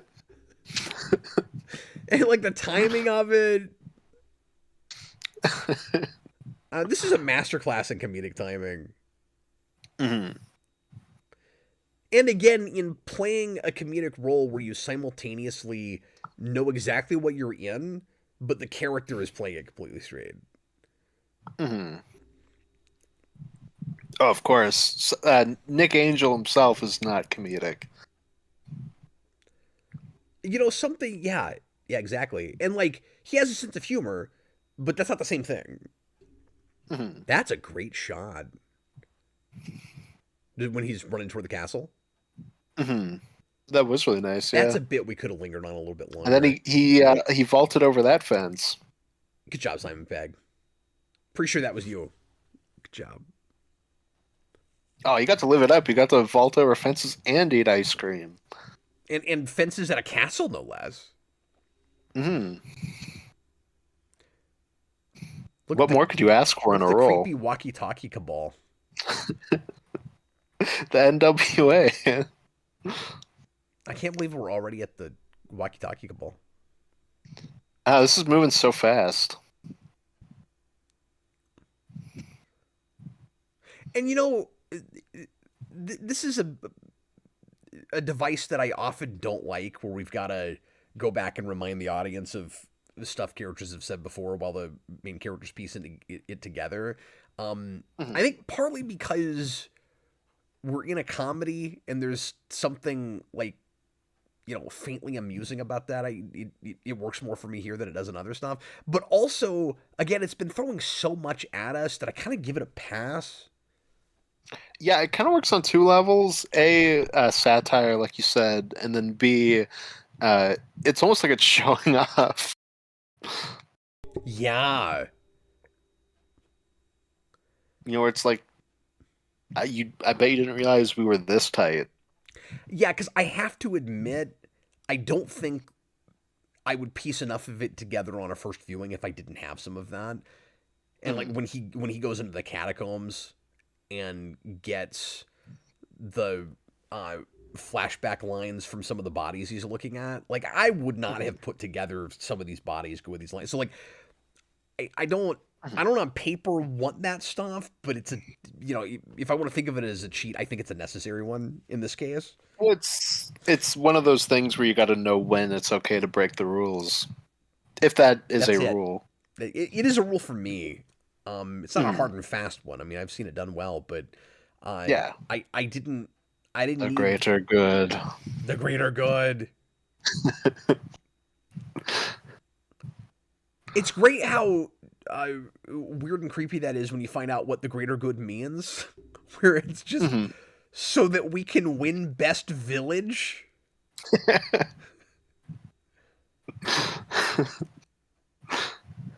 We'll sacrifice anyone so that the HOA is okay with our yards.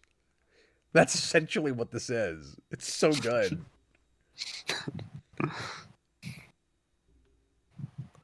I live in a neighborhood with an HOA, and I was so terrified about that.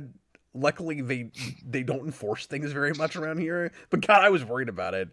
It's like, oh crap, are they gonna come around with a ruler and tell you how tall your grass has to be? Like, oh no. And you have to pay to be in it so that they can tell you what you can and can't do? Like, no. And if you don't, you're gonna fall on your shears. Where everybody knows your name. Oh, Shears. Shears.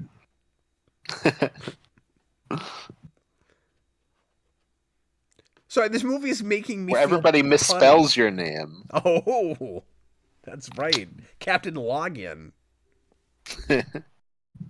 Oh, login. They said you were 55 when you're 53. Yeah, so you're gone. Now, if you overthink this, you could complain about things like, do you really buy that anybody would move to this town? Mm-hmm. I mean, you also don't know that going in. Yeah, it is true. like a Court of the Owls kind of thing. But what I mean is, there are all these accidents. Like, you'd have to know that people have been dying. I guess Simon Pegg doesn't come in knowing that, but it's like... Yeah, I think it's just nobody knows. But how big is their population? Mm-hmm. You're like, it seems like they're killing people a lot, and it's a small town. No, that's true too. I guess they're able to keep it hush hush. Nobody really questions it. Well, and I mean, they own the police. They don't have people coming in from the outside that much. It's maybe a little bit of a conceit that they keep bringing in cops from the outside. You'd think that, like, what would stop them from just promoting from within? That's a little bit of a conceit. Yeah, and no, that's true too. I guess they also don't have the manpower either. You have to have that so you can even have Stranger in a Strange Land. Mm-hmm. Well, yeah, but Austin, well, and, it doesn't seem like people have to have any level of competence. They could just make anybody a police officer, or a policeman officer. Too. A policeman officer. Another good, line that kind of hints at what's happening too is when the chief inspector says, "There's been no reported murder in like 20 years or whatever," but he really highlights the word reported when he says it. That's true. That's true. But again, they're not reporting them as murders. They're saying they're all accidents. So there would still be a ledger of here's all the people that have died. Well, except they're just throwing them all in the catacombs. Maybe there are people that disappear and they pretend like they're not dead. I would say for a lot of these people, they're probably just being disappeared, but then for some of them that you kind of can't do that with, it's an accident, like because all the ones that we're seeing with that are bigger people, but it's not like Simon Pegg even knows that these kids died. Yeah, that's true. Or the living statue. Well, and I was going to ask you this, because on our first viewing I wasn't sure, is the idea supposed to be that Simon Pegg is actually indirectly responsible for some of the deaths? Because at the beginning, he's getting people on charges that are usually ignored. And so they get, these kids get in trouble, and then the Cabal goes, oh, they're making us look bad, so they have to die. So indirectly, Simon Pegg is making that happen and doesn't realize it. Is that what's happening? Yeah, I think at least to an extent, they maybe would have gone after them anyways, because they were like hoodlums, but I do think there is a little bit of that at least. Like, look how epic this movie gets. The music's going nuts. It's great.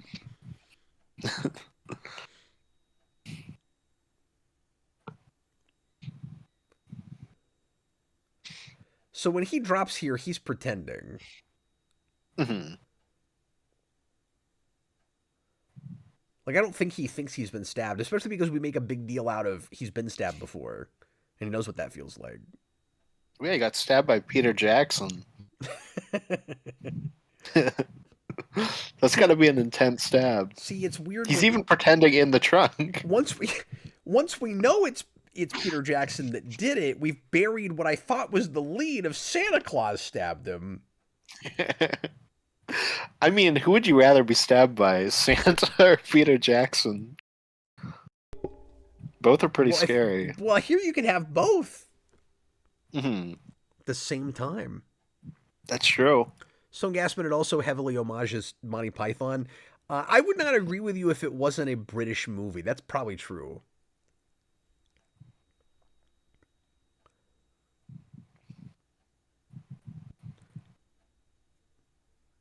Like, it didn't feel especially Monty Python to me. Where I feel like relative to that, the gore but I feel like more believable. But it is over the top gore, but it is more gruesome to me than it is to the filmmakers, because Simon Pegg or Wright or somebody had a quote where they're like, the more like crazy and over the top it is, the more cartoonish it looks, and then it wins itself back around and like it's not too gruesome. And I'm like, I don't know, there are bits with this movie that I think look realistic enough that they kind of make me cringe a little bit. Mm-hmm. Yeah, it does look more real than, say, like Monty Python. But the one where the guy's head explodes is definitely on that level. Did you see the Terminator shot? Yep. Simon Pegg, you're a cop driving one lane.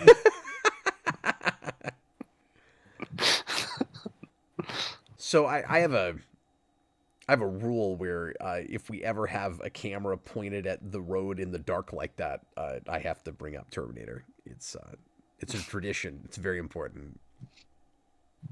Oh, you have to do it. I'm obnoxious about it. And here's Edgar Wright.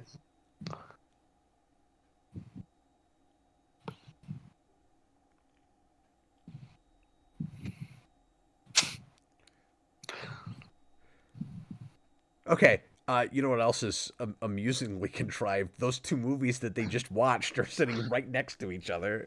I was going to say, it's lucky that they put them in that order, or else you wouldn't have back. And I think that sign said, "Get some action DVDs." Yeah. I love, like those like weird ghetto signs in convenience stores when they sell DVDs.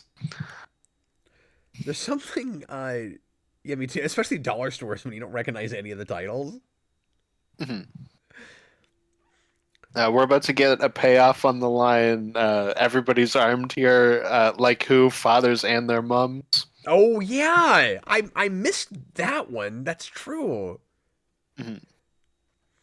It is inherently funny that the big climax, and I mean it's epic and it goes on a long time, is all Simon Pegg versus elderly people. It's it's just funny. Especially when he jumps up and kicks an old woman in the face.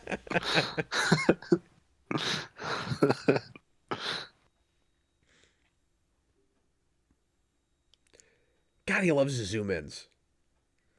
Just zooms in on everything.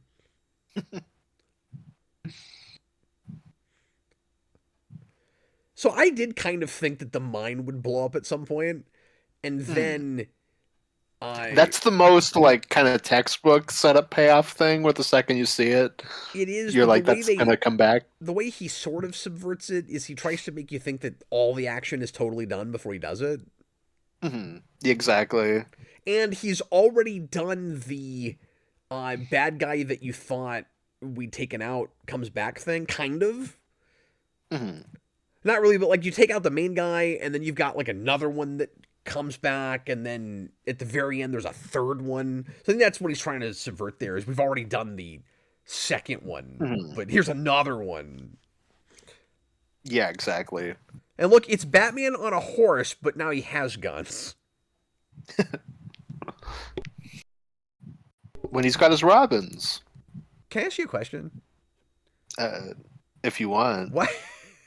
Why does he get on a horse? Because he's a cool cowboy hero. He's the sheriff of this town. And Okay. this town ain't big enough for the rest of Yeah, them. I get it symbolically, but usually when we do that, it's like there's no cars available, or we're trying to be stealthy or something. Like, there's really no reason for him to be on a horse right now. He could do this with the windows rolled down. Like, why is it a horse? Am I wrong? They're immediately just gonna shoot him off the horse. No, you're right. It's because of the Western sheriff thing, obviously.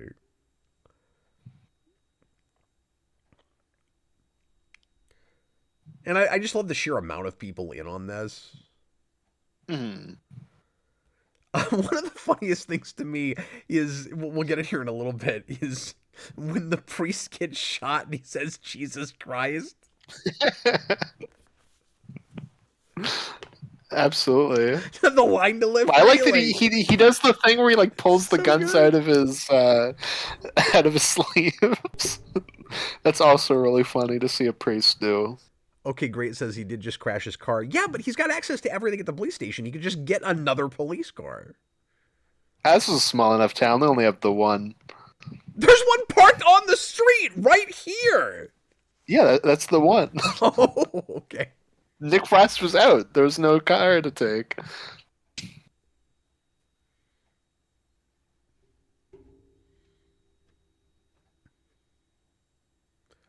So many cuts. I'm telling you, this would take forever to edit.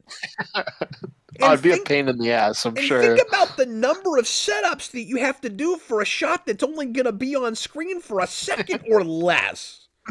Yeah. I mean, I'm speaking from experience now with, I don't mean to go to my movie too much, but with the thing I'm making, because, like, while you're there on the day and you're doing these setups, you're always thinking, even though you know they're not going to be on screen very long, it always feels like they're going to be there longer than they're going to because of how long you spend on it. And then you get into the editing room and you put the scene together that you spent hours on. And then you've got these shots that took a long time to get the lighting right and set up and everything. And then you realize how many of them are only on screen for a couple, 3 seconds. And I'm not doing anything like this kind of quick cutting. But especially for action scenes. Mm-hmm. Oh yeah, I'm sure it's a huge pain in the ass. You know, we had some choreography that we shot from like 4 or 5 different angles. And then you get in there and you got these shots that you're really glad that you got, but they're there 2 seconds. That's why you pass it off to the second unit. It feels like a waste of time, but it's necessary.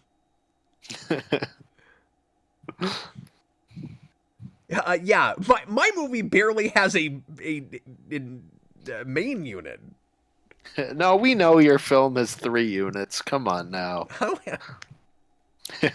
have a 4-person crew typically. Exactly. You have 1 crew member and then 3 units. Well, years ago with my documentary, we only had a 4-man crew, but we sort of had a second unit with that because I would conduct the interviews and then everybody else would get B-roll and secondary interviews. So I actually did that with that, but not with this. So just this old woman with the Uzi or whatever, it's hilarious. Like, it's really funny. Oh, old women with machine guns is always funny. Yes, that's the best setup payoff line. And then he sword fights this like 75-year-old man.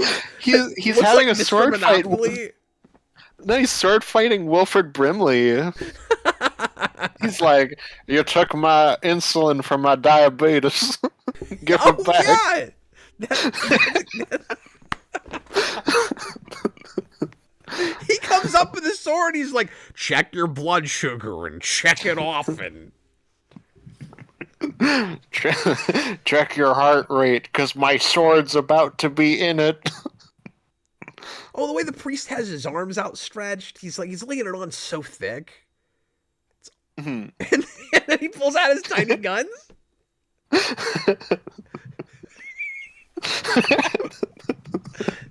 That was one of my favorite moments when he yells Jesus Christ. That's so good.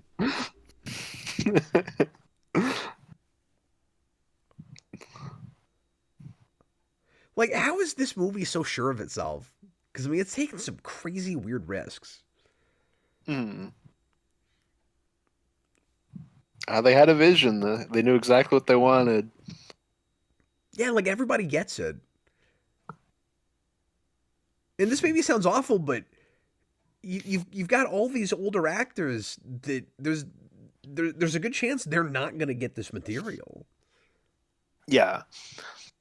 Yeah, you don't have a single action movie person in this, with the exception of Dalton, I guess, but he's also a lot older now. Now you do have a lot of comedic actors. That probably helps. Hmm. Dan's Den sight gags aplenty. Yeah, and again, it helps that this has not been a real slapsticky movie. So once you get to the big obligatory action scene, where you've got to do that kind of stuff, you're trusting it because the timing for everything else has been so good. And one of the funniest jokes in the movie is a sight gag. The Captain Coon, $5 Canadian. Thanks, man. Cap is somebody who went to film school. The trick is to have a lighting setup that you can shoot multiple handheld setups for inserts and the like. Well, yes, that's true. Mm. That's true. But sometimes you're still stuck moving the camera around. Mm-hmm. Well, especially with this stuff, because it's like very shaky cam. Like, that's all handheld. Yep. But it is still a pain in the ass. Just filmmaking in general is a pain in the ass. Okay, I don't know why there's video game sound effects in the scene. Because they're in a what's it called? The arcade shooter. Okay, but it's probably because the arcade machine is right next, like it's in this scene. There's an arcade machine? Yeah, there's an arcade machine that's in all three of them. And it's always in a pub. Oh, I missed that. Maybe that's why that's there. Because I was going to say, but it doesn't sound like a shooter. It sounds like an Atari game. Yeah, I'd have to look up what the actual arcade game is. I know in this one, it's in that scene when he's first... Or no, it's not when they're first in the pub. It's when the guy's like pissing... He's like at the pub doing that. Yes. When yes, Simon John... Pegg and Nick Frost are hanging out. Sorry. No, it's okay. Yes, John Kelling, that was Ivanus. Belloc from Raiders of the Lost Ark. The guy I playing had no idea. Is Ivanus. Yep. The entire movie, I was like, I know this man. What do I know him from? And I looked it up, and I was like, oh, of course, it's Belloc. Okay, but one thing you're ignoring is that she was a little mad herself. I'm sorry. I'll go a little mad sometimes. I like how even the dog's won over by his speech, where the dog's barking and then stops after he gives the speech. Well, I'm talking about like HOAs and gated communities and stuff, and this goes along with that. But some of it is if you have a small town, and this is universal, right? This isn't just a British village thing or a European village thing. I grew up in little towns in Arkansas, and there's always the worry that this kind of thing will happen. Where if you're a little town that's too isolated, and especially if you have a real heavy, like, at least in the South, like, deeply religious bent. There's always the worry that the town itself will kind of look like a cult or turn into a cult. Mm-hmm. And so you definitely have that going on here, where they're worshiping the reputation that they garner from this contest.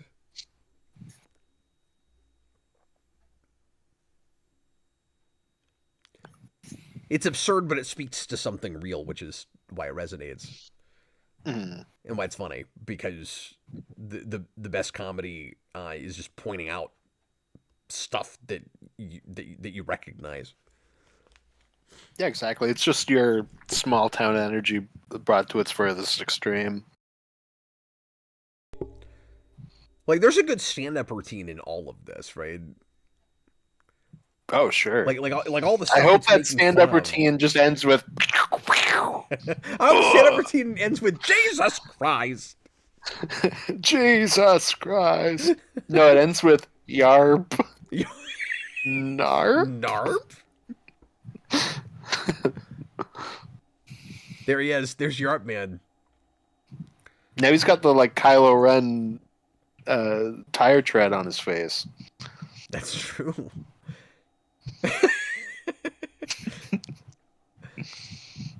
I mean, he's really just Jaws from James Bond, right? Yeah, pretty much. He's that guy. Yeah, he's your big, like, 8-foot tall henchman. Always gotta have that. Monosyllabic and doesn't really have a brain in his head.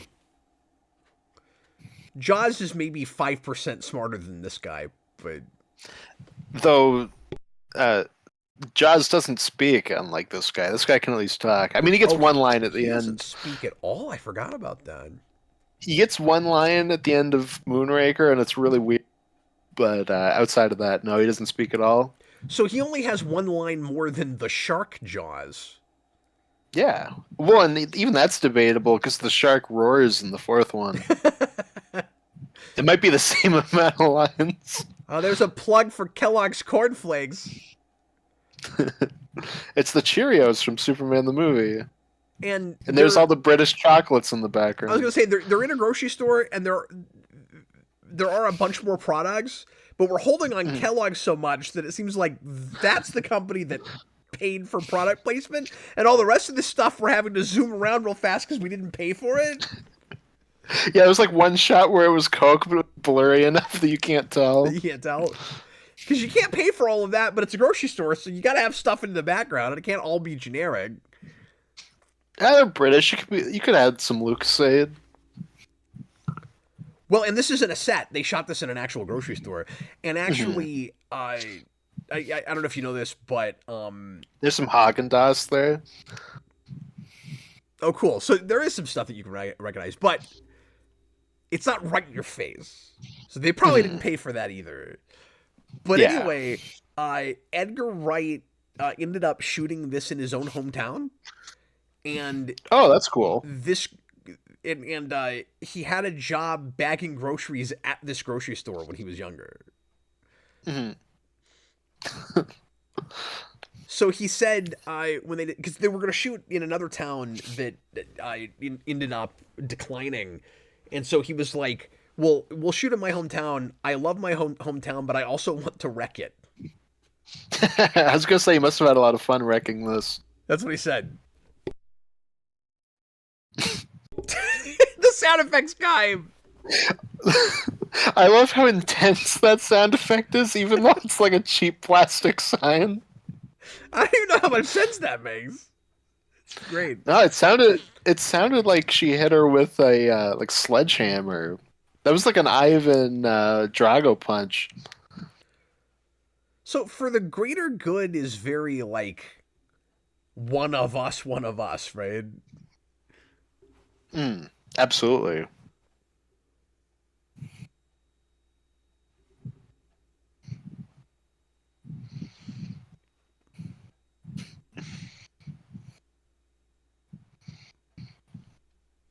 See, now they have... Oh, actually, the bad guys took the one car. And so we finally got our shootout, or we finally got our car chase. Wow, Simon Pegg said that line 2 years before Pike in 09 Star Trek will say punch it. That's true. Which I never liked in Star Trek. And now New Trek can't get away from it. We're forever stuck with punch it in Star Trek. Irritates me. Stop it. That's a Star Wars thing. If only he also said, I can't do it, Nick Frost. It's lit up like a Christmas tree on the 4th of July. And then because he said can't, he's got to put $1 in the swear jar. Well, he wouldn't say can't. He's Scottish. He'd say canny. I can't do it. Nobody can even tell what you're saying. You don't have to put anything in the swear jar for that. A swan! One thing I really expected to happen at the end of this and I like that it wasn't so obvious with the setup and payoff, is I kind of thought that a big part of Simon Pegg's character arc would be in uh, kind of becoming less no nonsense and embracing the kind of like police movie world that he's in. All of the things that his partner brings up from police movies, Simon Pegg would end up doing at the end. So like I thought he would be firing in the air, and there's a line about like flipping through a window, and he's got all those irritating questions he asks at the beginning, like have you ever done this crazy thing? And I thought Simon Pegg would do all the crazy things. Yeah, it's nice that it is split between both of them, and it's not, like we have to hit every single one with Simon Pegg. Yeah, and I like that it's the partner that shoots in the air. Especially because he was the one more obsessed with that. Yeah, and that ends up being like a big dramatic moment for him, which again plays funny to the audience, but is like a real moment of pathos for him. And this is just an inspired choice. The miniature city thing. Like it absolutely is, yeah. And they're in the little model village, and he says, "Get out of my village." It's so good.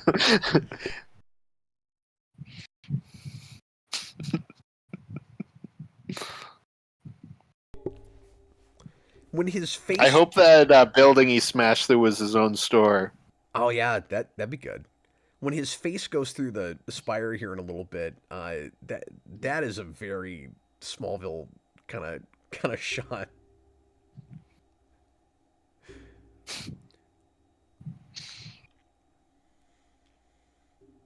Oh, like how he's like flying? No, just the choice of impaling him through the head like that. Oh, okay. There's a couple of episodes where we kill crypto freaks like that. Not exactly like that. It's not quite that gruesome, but a lot of like accidentally impaling yourself on something. Like, Clark's supposed to be Superman, so he's not gonna ever directly kill someone, but you'll have a crypto freak that's like rushing him, and then he'll just move out of the way, and then they'll impale themselves on something. This was way more disturbing as a kid. It felt like one of the most violent things I'd ever seen because he's still alive and talking. Yeah. As an adult, it's really funny. I will say, it did bother me a little bit. Like, yeah, yes, it's funny when he starts talking. I'm like, oh, this is way worse now. Ow. And he's like, can I have some ice cream?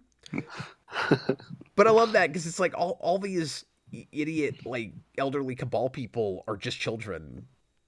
Well, like I said, payback for when he smashed the reporter's head in with the church steeple. Yeah, I did not appreciate that on first viewing.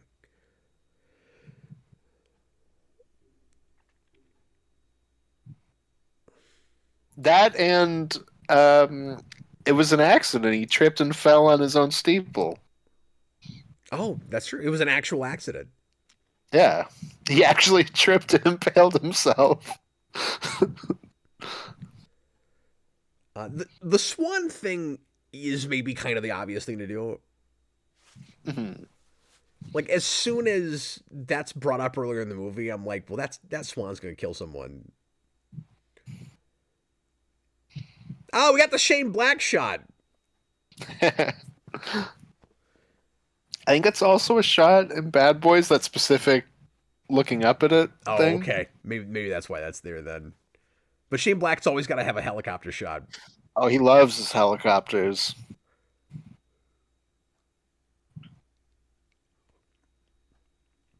And also, your girlfriend's been trying to call you. She likes you now. Come back to London. He doesn't want to work for Davy Jones anymore. Get out of here, Bill Nye. He's got a better locker now. He's got a different world's end to go to.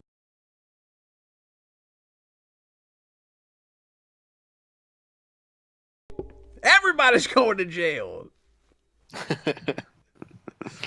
I like that choice in the soundtrack. I thought that was funny. Oh, everybody's going to Yeah, jail. there is some really funny music choices like that. Like especially when Timothy Dalton's driving by the crime scenes. There's like the Romeo and Juliet one. Yes, I Uh, really appreciated when the that. actors are there, when the house blows up, it's that fire song. Now my movie stopped. It's buffering.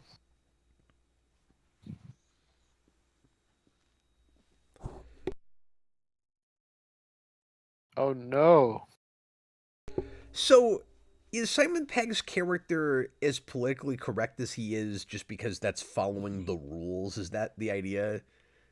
Hmm. Yeah, he's like so up to code on it that it like um, the police say, okay, we can't say force anymore. So he And can't say that and I anymore. guess he's at least initially naive enough to believe that whenever those rules are made, it's always for the right reasons. Hmm. Because he Yeah, seems I think it's. genuinely surprised when he's drummed out for doing too well. Mhm. Yeah, I think it's less like intentional political correctness and more just playing by the rules. Yeah. So how in the world were they not going? Okay, wait a minute. There's one of these guys we didn't get. Hmm. Where is he? Well, they forgot that in action movies, there's always the villain that comes back at the end. Yeah, well, that's what I'm saying because they've already done it twice. They already had the one that came back. Exactly. But this is specific, like the Bond villain thing, where it's like the henchman comes in at the very end. And this doesn't strike me like it's legit trying to fake you out to think that this guy's dead so much as just intentionally playing into the cliche. Hmm. Do you do you agree Yeah, with that? exactly. Yeah, no, I agree with that. It's almost like now that the movie is more or less over and we've subverted expectations in really cool ways, we're gonna end the movie by uh, leaning straight into the stereotypes. Hmm. Again, it's that meta thing of now he knows he's in an action movie, in a buddy cop movie. He's in that world. He embraces that world, and now he's probably gonna have shootouts and jump through glass and stuff like on a weekly basis. Yeah, the time of accidents in this town is over. Now it's just murder. Exactly. Looks like murder's back on the menu, boys. I love how they found the most mundane part. Hippie types messing with, I forgot what it was, recycling bins. And he, in the most dangerous way, flips his car all the way around.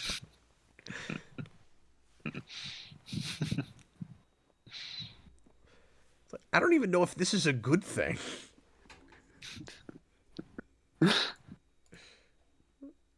You may never know. So I didn't actually watch through the credits first time out because Prime immediately shot me to the next thing. Mhm. So now I'll see what the credits look like. Now you can see the real Nick Angel. Good job, Nick Angel. Good job, Simon Pegg, playing the editor of the movie as an action hero. Nicely done. Matthew Bass, the fact that everyone survives that explosion is hilarious. It is. I mean, it's so cartoony. Maybe that guy that was under the mine also didn't die. Maybe some of the corpses in the catacombs are just sleeping.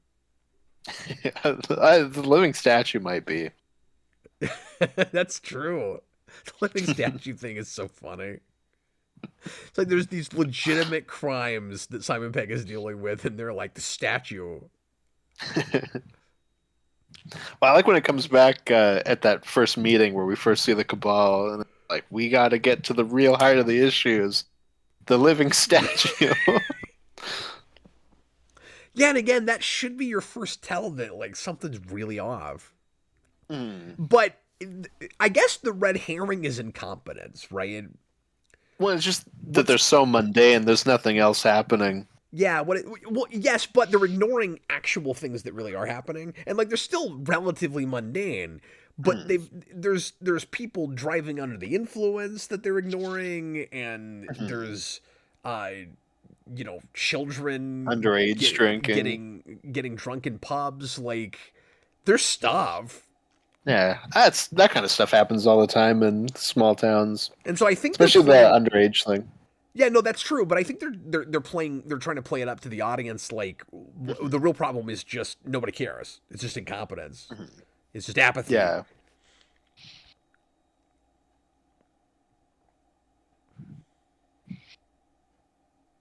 The real red herring was the friends we made along the way. The cop friends we made along the way. Exactly. Including the dog.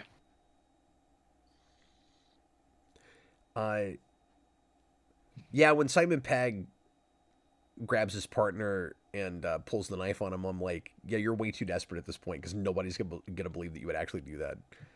The whole movie, you're like, there's all these murders happening, and he's like, I'm gonna solve this by committing murder. He's a big fan of murder, though, as the one cop said. But you're the only one that's a fan of murder. What the? Get in here. What is this song?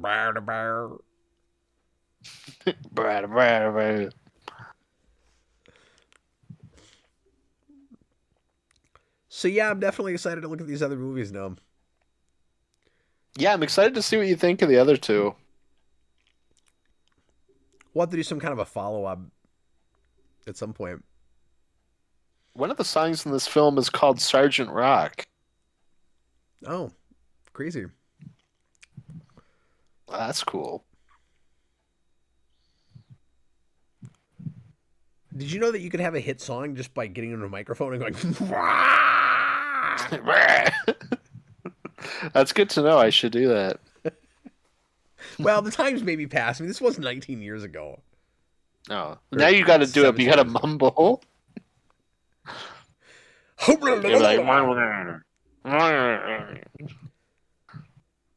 That's an inspired idea, Austin. We just mumble through a song, and then we have someone translating the mumbling as part of the song. But they're also mumbling, and then you have a third person that is translating it into English. Man, I don't know if that translates only in audio. I think you might have to make the music video. That's the only way to watch it. Well, if you have different voices, it might work. Yeah. And then the like right channel, left channel with the song is really funny because just in my right ear, I just heard a guy go, huh. That's another good thing to do in a song. You just go, huh.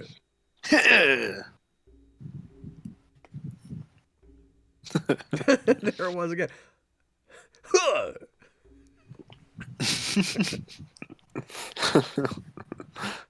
War. What is it good for? Absolutely.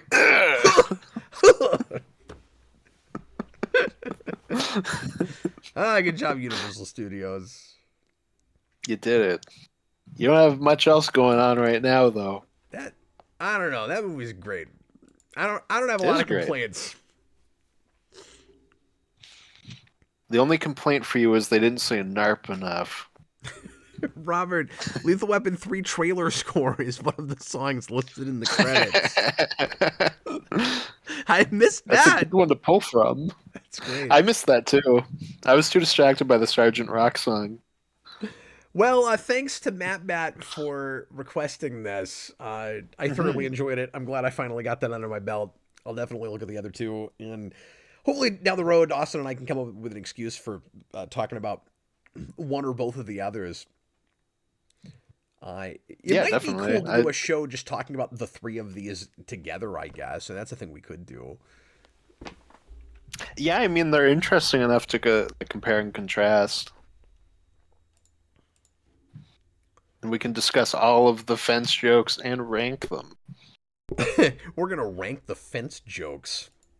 Yeah. checking to see what we've got to do next time. The next thing on my list, Austin, is another commentary. Oh. And it is a movie that Jeff Niederhofer asked us to do called Foxy Brown. Oh, okay. I've heard of that. I have too. I know nothing about it, though. That is a 1974 film. Yeah, isn't that a big blaxploitation movie? Yeah. Or am I wrong about that? Yeah. Well, that's so. Yeah, that may be an odd thing for us to do a commentary on. Just because. But it also sounds like it'll be really fun. Yeah, I mean, hopefully so. But that's a genre that I'm like not familiar with at all. Mm-hmm. Oh, we gotta watch Blackula at some point. That's a great movie. Somebody years ago sent me that in the mail. I have a copy of that, but I've never watched it. That's beautiful. Yeah, back when I had a P.O. box. Mm-hmm. Yeah, I've got some odd random movies from the old P.O. box. That is really funny. Yeah, I've got both of them on Blu-ray where it's like a combo pack. Dan said, what a weird movie to do a commentary on. It's fun. We're going to do it. Hell yeah. We're going to do it. We should do some Dolomite. Thanks, Jeff Niederhofer. Anyway, we appreciate everybody watching. We will see you again real soon for more fun stuff here on Geekvolution. Tomorrow night, we've got a writer's meeting, so we're not going to do a rewind commentary because I don't have time to prepare for it. But we are going to do something Austin's wanted to do forever. We're going to do a blind commentary on some episodes of the 90s Iron Man animated series. Austin, you're going to have to pick some shows. Yeah, I have at least 2 that I want to do. I'm not sure about others, but there's at least I want to do the first episode and the MODOK origin episode at the very least. Okay. I'm gonna have to think about more, but cool. Yeah, well, pick at least 4. We usually do 4 or 5 on it. Yeah, exactly. On a mini marathon. That's on Disney Plus. Yeah. Mm-hmm. Yep. Yeah, people have been... I'm so excited.